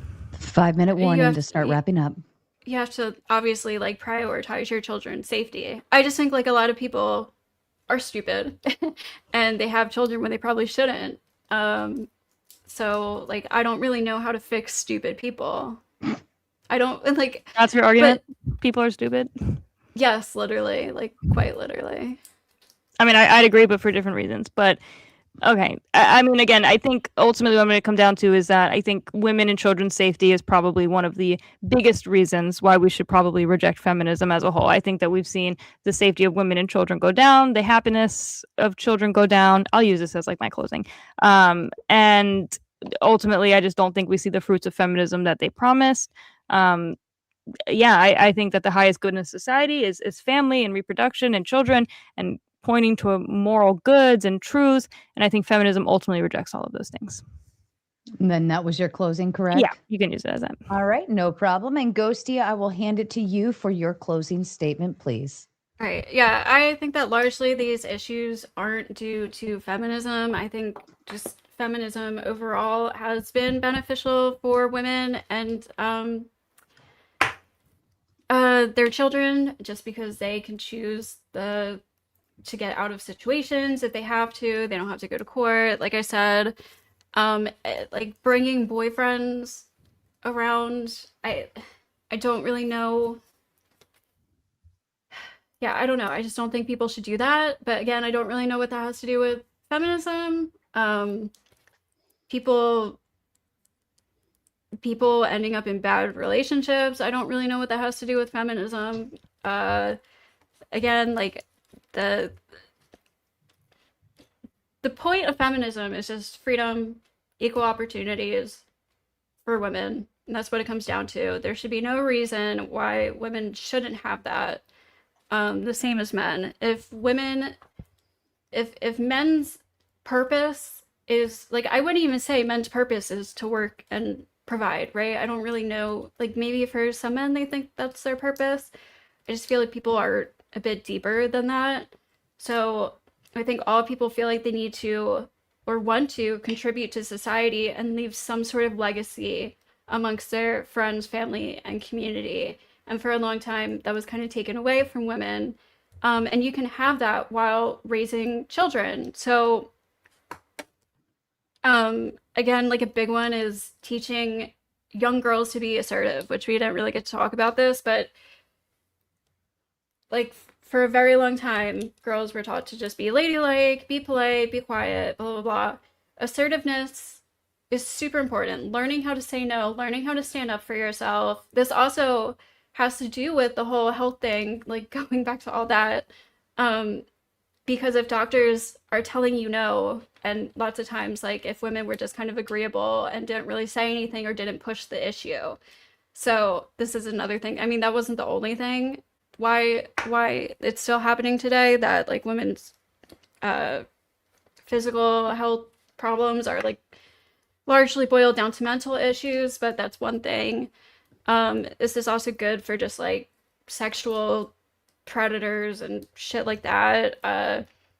like domestic abuse situations, like, and yeah, these aren't the norms, but it's fairly common enough where it's something we need to talk about and worry about. Yeah, I don't know. Yeah, everything I said. So I'll just leave it at that. Fair enough. We still have Q&A and open panel to have fun with, so no worries. I think you ladies, you both did amazing. This was a more higher energy conversation than I anticipated. So kudos to both of you. Wow, claws. Whew. All right, I have officially dropped the link for open panel into the chat. If you'd like to join the show and come ask your questions, you are most welcome to do so. If you are a new panelist here, and you want to, you're welcome to stay in avatar mode for the when I bring you up on the show. But if I could just get a quick cam up backstage just to confirm you're a normal person and you just give me a little wave back there, that would be incredibly helpful. Just to vet, that's all. Also, we'll get into the super chats and then we'll bring the panel up, ask Q&A. I do know Taylor does have a hard out by 11:15, which is in about 30-ish minutes. So I will try to maneuver quickly as much as possible. All right. Shout out to Plumpy for sending out a gifted Raging Tomato membership. Congratulations to Zombie. I think got hit with that one. ZXQ4295 says, if the countries that oppress women have higher birth rates, are men being socially conditioned to oppress them? All right. Taylor, I think that one's shot to you. Would you like to hit off with an answer first? I don't think so. I mean, well, I guess if you're living in an oppressive society, like, yeah, sure, you're probably being socially conditioned to oppress women, but I don't think that has anything to do with higher birth rates. I just think that has to do with society. Okay. Ghosty, to you? Some oppression of women probably does lead to higher birth rates, honestly, but that's my opinion. Okay, fair enough. Jeffro Sanders sends in the Big Ten, says, yay, tomatoes. I love tomatoes. We love maters over here. Tootie Bug loves maters so much, she's gifting out 5 Raging Tomato memberships. Congratulations to you, lucky lottery winners. Justin says, feminism has done nothing but be pro no accountability. All right, I'll leave it to Ghosty to answer that first, since it's a shot fired at you. Yeah, I think it's the opposite. I think it forces women to be accountable for themselves financially, getting into marriages. Like now we have alimony isn't paid out to women anymore because they work and stuff like that. So like it's more accountability for women. It's just more freedom. It's the same that men have. So if you want to argue that men have no accountability too because they have all their freedoms, then sure. Okay. And Taylor, any thoughts to add in on this? I'd agree with Ghosty that women really only have an accountability to themselves, not to society. So I don't think that's good for women or for society. All right. And again, reminder, if you would like to join for the open panel Q&A to ask the ladies your questions or provide your commentary, the link is running through the chat right now.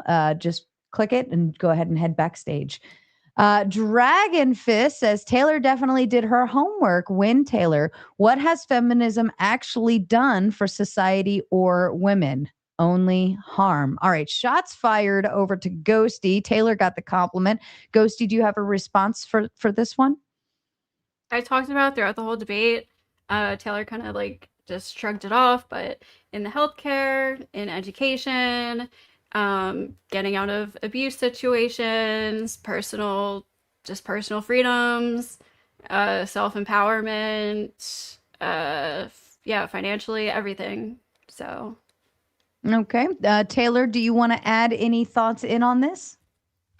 No, I mean, I probably covered most of it. But wait, what's your point on education, Ghosty? What did you say? Education for what? Feminism has given women an opportunity to higher education. Oh, well, they always had that. Okay, I just wanted to make that point that They women didn't always always. go to college. Not They all could. women Well, always had men that. men didn't go to college either, so it just wasn't like a public. Well, there were lots of university anyway. colleges who didn't even accept women. That's true. There were all men colleges, but there were all women colleges too. So, like some of the Ivy Leagues didn't accept women, but they eventually did. And there was Throughout the also like 80s, up women's until the schools 80s. too. Women's. So some were all men's. We still have all men's schools. Who cares? It's like a few schools. I also want to point out that she said in the last statement that men aren't paying alimony anymore, and yet now somehow women have more financial freedom. So again, I think we see that as a product of feminism, where men are just let off the hook, can just leave marriages and not pay alimony. So I think she actually proved that with her last point. It's accountability, though, right? Like, So men don't have an accountability either to their family. That's not good. Well, Well, there's alimony. child support. I'll That's different. kind of correct the thing on alimony in terms of how it operates, right? So if I was just a stay-at-home mom for 10 years, and let's say my husband wanted to divorce me, or vice versa, I think it actually could go both ways.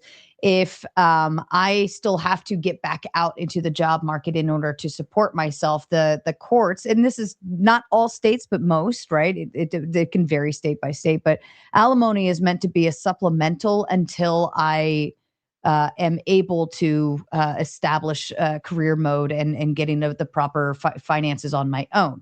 Alimony is no longer considered to be a Permanent. lifetime permanent thing. Child support, of course, is meant to be the best interest of the child and to kind of offer a balance between both homes. So it's not just like, here, I'll pay you to just be home, right? Now, some men can choose to do that, and there might be some instances where they can make that declaration depending on the court, right? But the courts want to allow the women to get back out into the workforce or take the time to get an education in order to do something out there, but to stand on their own 2 feet. So it kind of forces accountability on the woman's behalf. But if they have been a supportive role for their husband the entire time and to be a stay-at-home mother, the courts do allow a supplemental period with alimony. So it's no longer meant to be just, I'm just going to give you money because we're divorced. Like, that's not how alimony is viewed as anymore. And it's very hard to get, actually. You have to be able to prove that your income is not substantial enough or that you couldn't get that. So a lot of people view it differently. All right. Iotin says, I'm super glad I was born a woman in 1996 and not 1954 like my mother. I understand what Taylor is saying, but I don't see how we can go back. It was not awesome for women back then, virtues aside. All right, shots kind of fired to you, Taylor. You're more than welcome to kick off with the first response. Yeah, I mean, I don't think it's awesome for women now. So I think that was kind of the whole crux of my argument is I just don't think women have it good at all now. But also, I don't think I'm claiming we can go back to anything. I understand we live in a different world. Technology is different. Like, I know there's certain things that we're just not going to go, quote unquote, back to. I'm just asking for a societal shift towards something different. Okay. And reminder again, if you do want to join the panel, the link is being dropped into the chat. You're welcome to hop on up here and we can you can ask the ladies questions. Iotin also with another $10 just to correct the typo, even though I knew what you meant, but I'll appreciate your tomato tax. Thank you so much.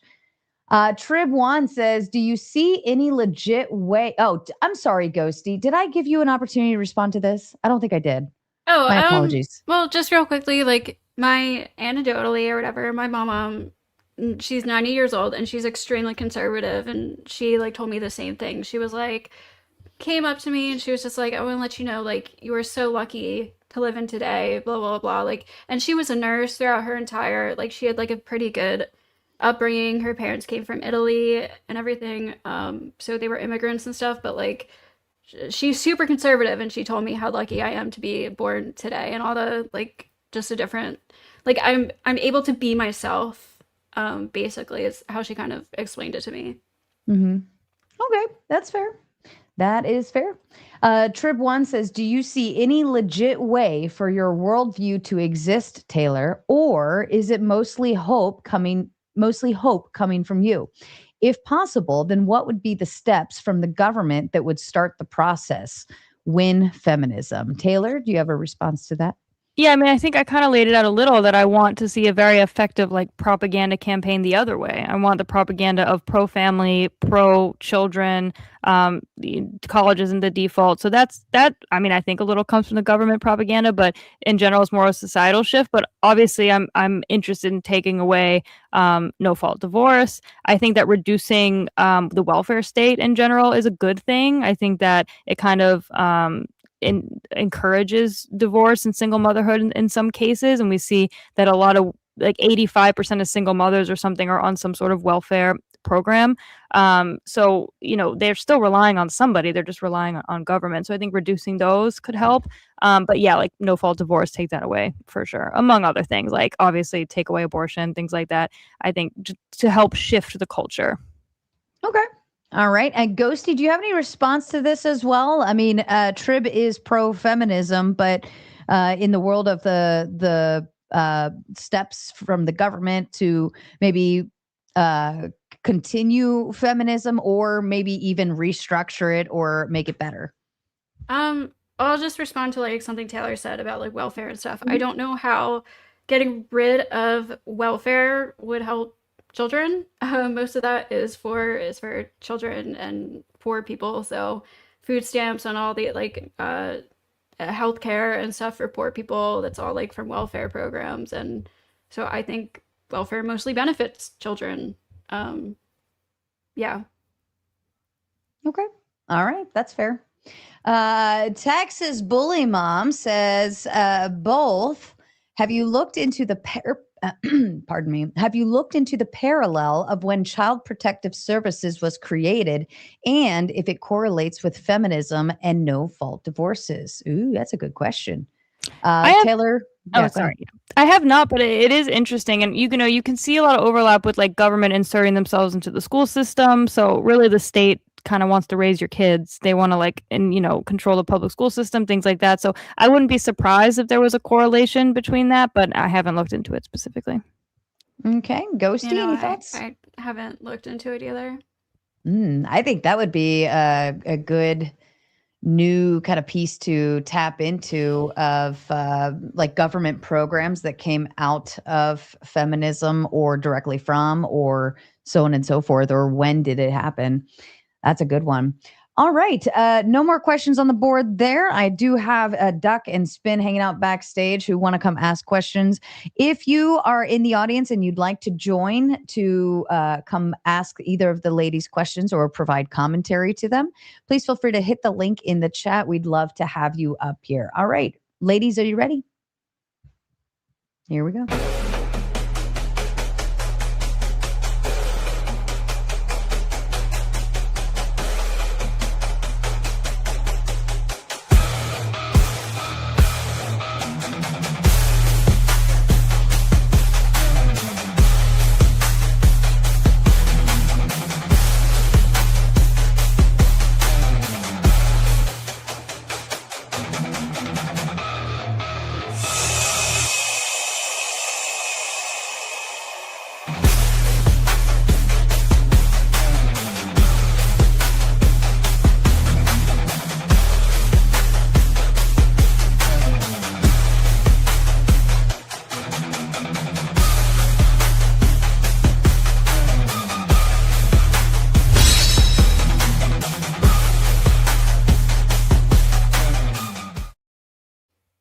All right, ladies, I've got Doc and Spin who have some questions. I'm actually not surprised I didn't have more people join tonight. It's a Tuesday night, kind of a weird YouTube night. Most people are not live streaming. Most people are like take the night off. So I'm not shocked we only got 2 up here. But Doc, I'll kick it to you first, sir. If you have a question for either of the ladies and want to open up the board, I'll give you more time, obviously, since there's only 2 of you right now. Go ahead. Yeah, Doc. awesome. Thanks so much. You guys, both of you, all 3 of you ladies, respectfully did amazing tonight. I had a lot of fun. I don't even always watch all of the main debate portions, but that was really easy to sit through, and I learned a bunch. It was fun watching you. But yeah, I mean, I thought Ghosty won a little bit. Taylor, I wondered if I can ask you kind of a hard question to kick it off, and then just we can all see where the night goes, etc. If that's okay. Yeah, go ahead. Cool. So there's a principle, and this is really obscure, so I get this is unfair, but there is a principle called cuius regio eius religio, and this just floated back up for me today, right? So it's a new concept for me too, but cuius regio eius religio means that whoever's realm, their religion. Whoever's realm, their religion. And it's a principle from the Middle Ages that helped stop wars and prevent ruling lands from fighting. It also limited what rulers could say within the law about religious freedom. And so I'm thinking in terms of consequentialism, Taylor, in terms of if you're arguing for a patriarchal society or against feminist values being represented, wouldn't it be consequential if these types of things actually hit the law books? Wouldn't it be consequential if there was actually regulation that limited senses of freedom for people, but also created either possibility or limitations for rulers? So I'm curious, in light of actual significance to the level of analysis of actors in a society, what debate point would you bring forward to justify your position that basically feminism, it's not just that it's not beneficial for women, but we should also talk about feminism relative to things like the birth rate, things that we know are basically psychologically manipulative, in my view, rhetorically, but in actuality do not have easy to attribute causes, as one may say. No, I agree that a lot, like something like a birth rate is complex, that it's not just, you don't just point to one thing and say, okay, this is why the birth rates are low. We see industrialization, lower infant mortality rates, things like that. My point is that Taylor, are you going to wrap around? Are you?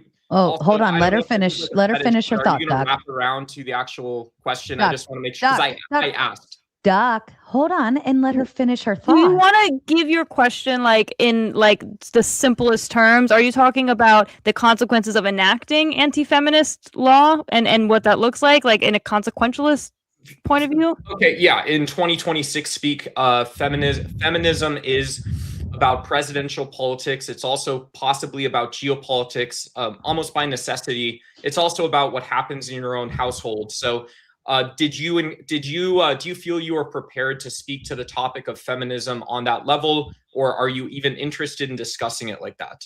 Yeah, if those points were brought up, if you wanted to talk about the scope of feminism in geopolitics, I actually disagree that that's what feminism is about today. I don't think that's the main frame of feminism today. So literally, you were just about to respond to a point that proved that feminism and other cultural drivers are geopolitical. So I don't understand how you would, in any possible world, justify that. By saying that there's other factors to the birth rate? I have no clue what is going on in your head right now, but if you can clarify that in spoken English for myself and the audience, that would be helpful. That was pretty clear English, I think. Your questions are just confusing. You're not being clear. They're not confusing to other people though, right? Oh, okay. And it's not a male-female thing, right? Doc, let's layman's terms it.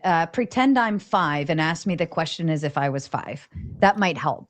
Sure. So another way of saying this that widens versus lengthens it, because we are still going forward.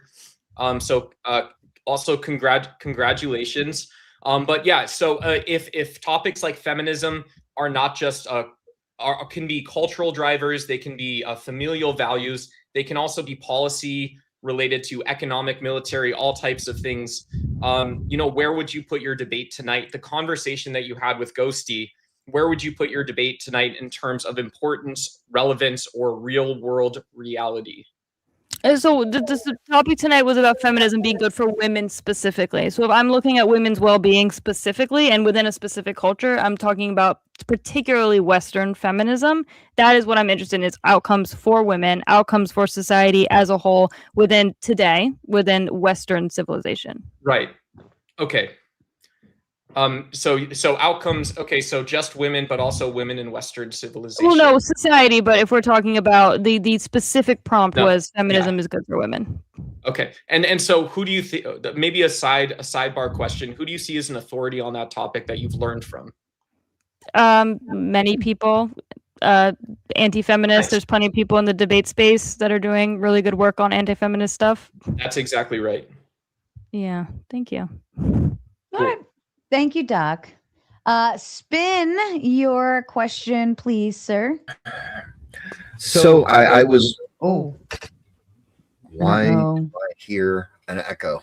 I think I just brought the Thorpes up. It might have been on their end, but you're good now. Okay. I thought I was going crazy for a second. Sorry, Sarah. So I have something that's a little troubling that I believe Ghosty said. She would support, or she says that welfare benefits children.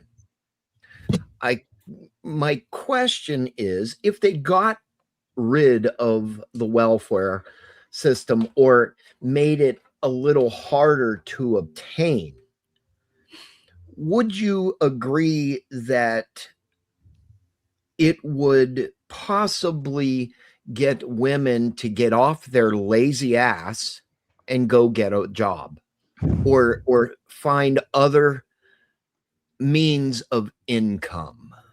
Doesn't that work opposite of feminism, though? Wouldn't that be pro-feminism? So the majority of people on welfare aren't people taking advantage of it. Like I talked about this when I talked about the Me Too movement. Yeah, like obviously there's always going to be bad actors who take advantage of systems and movements. But no, the majority of people on welfare actually need it. I had like some kind of welfare medical insurance when I was a child because I didn't have insurance. Are you going to say that that's like a bad thing for children to have access to food stamps, families to have access to food stamps and medical care and rent? But you would agree on the bad actors that every system has bad actors. There are people who don't pay their taxes. Like there are people who sell prescription pills. Like there's a prescription pill that's overall probably really good for society that somebody sells on the side to hurt people. Like, are we just going to get rid of all prescription pills? Which is illegal. Right, and it's actually illegal to take advantage of welfare if you don't actually need it. Okay. All right. So you would agree that there are bad actors out there that are having children to stay on welfare? Yes, an extremely small minority of people. Yes. Okay. I pass. I yield. All right. Fair enough. Okay. Ant, your question, please, sir. Ant, you are muted, by the way. Sorry, I was away from the computer. Go ahead and let Grace talk. I don't really have a question. Sure, no problem. All right, Miss Grace, how are you this evening? Your question to either the ladies or both. Oh, you have an echo. Am I still echoing? Okay, wait, hold on. It really shouldn't be happening, but hold on. Echo. Okay, is it better now? Test 1 2. I think you're good. Much better on my side. No echo at all. Good. Hello, ladies. I guess my question is, isn't anti-feminism kind of buying into the framework of feminism in the sense of saying that women need to take a side politically and fight against the propaganda or the messaging of the other side? I feel like it's all kind of masculinized. I feel like being feminist or anti-feminist is kind of buying into the masculinization of women on both sides.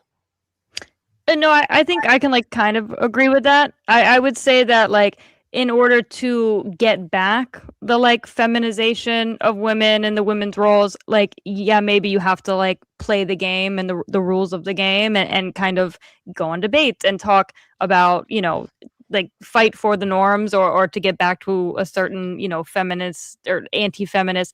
Because again, like I'm anti-feminist in the way of like they ruined all this other stuff. Like I'm pro women, maybe is like a better way to put it. Like I'm pro what is best for women, pro women embracing their femininity and their kind of natural, what they're naturally ordered to do. And I see that being taken away through feminism. So yes, like I guess you have to kind of enter the space a little bit. But yeah, I get what you're saying. Yeah. Yeah. So you're more of like a feminist than like pro. anti-feminist. I would say pro women, like, you know, and that maybe means something when a feminist hears it, because they're going to take that as something else. But I mean pro women as it's always been, and what actually helps women. So yeah, I take on the term, like begrudgingly. I mean, it's not the best framework. What I would say is I'm sympathetic with feminists in the sense that I think feminism is a natural response to the prioritization of masculine virtues in society. So if working hard, making money, having a career, post-industrialization are the most important things in society, and also the domestic sphere gets what's the word I'm looking for, like machinized, you know what I mean? It just takes much less time. I do understand kind of the idea of this woman staying at home, like obsessing over her washing machine and her curtains as kind of being like not really a full life for a woman. You know what I mean? Like so I do get that, and I do get where the whole movement came from. Because if you don't really have a place for femininity in society, it makes sense that women want to masculinize themselves, right, to sort of participate. But I think the overall issue is that society lacks a place for femininity. There's not a lot of warmth. There's not a lot of love. There's not a lot of nurturing. Those qualities are seen as less valuable.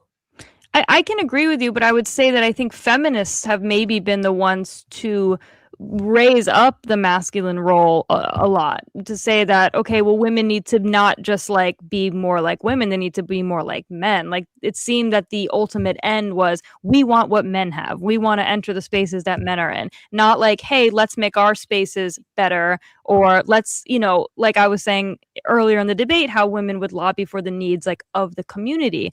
And maybe part of this, and I spoke about this last time, was that a lot of the communal aspect of raising children has been lost, where a lot of times it was women and they had their sisters and their aunts, and like everyone was helping with the children, and most women were stay-at-home moms. So you'd have the neighbor next door come over and watch your kids so you could do something else, or it was like much more communal, and that femininity was really celebrated within the girlhood, and that is really lost. Can I just add a lot of anti-feminists or like trad wives or whatever, they seem to take this attitude like, what I'm going to do is I'm going to retreat from society. I'm going to have my own little bubble where I'm going to raise my kids homeschooled, et cetera, et cetera. And they don't have that community kind of aspect to it. And I think that's like hyper modern. Like, I understand there's difficulties on both sides, but like retreating from society to have a more traditional culture just within your household, but you don't have that community element. Like I was homeschooled, and, you know, homeschooled kids are weird. So, you know, I know that like that can be an issue too. Like it's kind of like always oscillating. But I don't think that feminists put men up. I think what they did is, when masculinization, when masculine qualities were began being overvalued in society, I think what happened was, women will never be men, right? We won't have those qualities. So that creates a sort of envy where we want something that we can't have. So what we end up doing is we drag men down and artificially boost women up, which is bad for both sides. You know what I mean? Like, I can agree. Work for both sides, but I get what you're saying, but I don't really think it's boosting men up. I think it's trying to be equal to them in a way that will never work out, if that makes sense. I think that's kind of what I'm saying, is that their goal is something that is unattainable, that they're just being worse men ultimately. Like they're trying to be men and they're not succeeding. And I agree with you that a lot of the rhetoric is dragging men down, putting them as the enemy. And so when we had this symbiotic relationship of the masculine and the feminine, that was ideal. So I agree with you, I think. But do you think that we can return to that? Because I kind of think like that's gone. Like we're post all of that. We're also post feminism. Feminism isn't cool anymore. Like it's something different now. It is something. It's always been something different. That's why sometimes I'm like, what even is this? But I guess I agree with you that like, and a lot of part of that is the kind of like lack of like homesteading, and like back in the day where the work was really like on the farm, and like the man was also home working on the farm, and it wasn't this kind of what you're describing, this isolated life where the man goes and works 9 to 5, you never see him, you don't have your family around. So I mean, you're right that we're not going to go back to that because of industrialization and modernization. But I hope we can like get close to something more communal and at least like have children in that small pocket of family. But you're right that it's definitely not going to ever be as it was. Yeah. Okay. And Taylor, I know it is 11:15 for you, my darling. So I do want to give you the ability to make your exit if you'd Sure. like. If Ant wants to ask a question, because I know maybe he wanted to for whoever, I'll stay and then hop off. Oh, no, I really didn't have anything. I Okay. just saw that there wasn't a lot of people up here, and I thought I'd have something to say, but also support Sarah, you. if she does have a time for one more question, Mhm. my chat that you cannot see has a question, but it's up to you, Sarah. If Taylor's obliged, then Yeah, fine. I'll do one more. Yep. Okay, so my chat over on pilled.net has a question for Taylor and Ghosty, or conglomerate of both, right? Would you agree that, or would you not agree that having children and being a mom is one of the most important jobs a woman can have? I think it's the most important job a woman could have. For a lot of people, it is. I wouldn't say for all women. Why would you, Ghosty, why would you say that? Can you give it a little bit of dialogue? Not all women dedicate their lives to being mothers or just being mothers, or like they have other purposes and goals that they ascribe to that fulfills them more. Okay. But for the average woman, like, yeah, probably having children is going to be like her, maybe not her most fulfilling thing, but one of the most fulfilling things and like best parts of her life.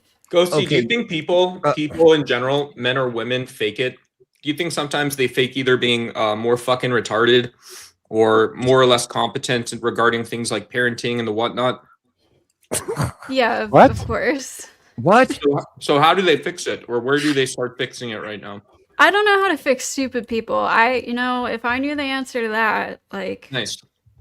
And Taylor's been up all day. She's been working. She's a mom too. She's got to get her little butt to bed for her beauty sleep. And so she could be well rested for tomorrow. Taylor, if you want to say goodbyes or anything final, feel Sure. free to do so. Thanks for having me. I really like this platform, so it's really fun to be here. Ghosty, thank you so much. Sarah said the claws came out, but I really tried to not. Like, I genuinely enjoy talking with you, so don't take anything personally. But it was really nice to chat, and hope to do it again soon. And thank you so much, Sarah. Absolutely, Taylor. And I'll set you guys up. We'll get a 2v2 on the abortion one. Or whoever. Okay. Ghosty doesn't want to do it. I just like really don't enjoy abortion debates. I'll do it, but like it's just like such a topic for me. I but can, it's if fine. someone else is interested, I'm happy to do it. Taylor, do you have a poke YouTube around. channel? Yeah, I barely post, but on Instagram, everything's Taylor is online 0. I'm more on TikTok, Instagram, that stuff. So Taylor Fogarty with a 0? it's Taylor is online 0. Or just look up Taylor Fogarty. She's also tagged in the video description. Taylor, Grace. how old are you, Taylor? I'm Never ask a lady that. Shut up. Yeah, Don't I was answer about to that. answer. Don't answer that. She's got Screw you, tattoos, Doc. so Get I out can of see here, they're Taylor. fading Go already. to bed. Shut up, Doc. Okay. Let Have a the good night, everybody. Bye. Good night. Good night, Thank Taylor. you. Bye. Ghosty, I do have another question. Could you define what you would consider an average woman? You can turn it. An average woman is whatever, like the average. I don't know how to define that. It's just a regular person who's doing like the regular Define a regular person. human life things. Like what Define on a regular person. what on average most people are doing, I guess. So like What are most people doing? they're probably going to high school. They're probably trying to go to college or going to work after high school. They're probably looking for relationships and marriages. They're probably going to want to have children. They're probably going to want to buy a house. That's your opinion, or you're assuming? That's what I assume to believe is like the average person. there's obviously so much more to people, but like on average, like that's kind of like what the timeline is. Well, that's the biggest complaint right now in terms of the anti-feminism is that that's what women are doing, right? So if that's their chief complaint, then we can say that that's what is going on. If that's the pro-patriarchy people are complaining about. Welcome, Shakoli. And before anybody kicks off, I'm officially shutting down on the Raging Tomato side, and we're going to move over to the Gauntlet. If you already know where you're going, please feel free to go over there now. I've dropped the link into the chat. You can click that. It'll take you over. Otherwise, I've set up the raid, so you will automatically be kicked on over. All right. We will see you on the other side.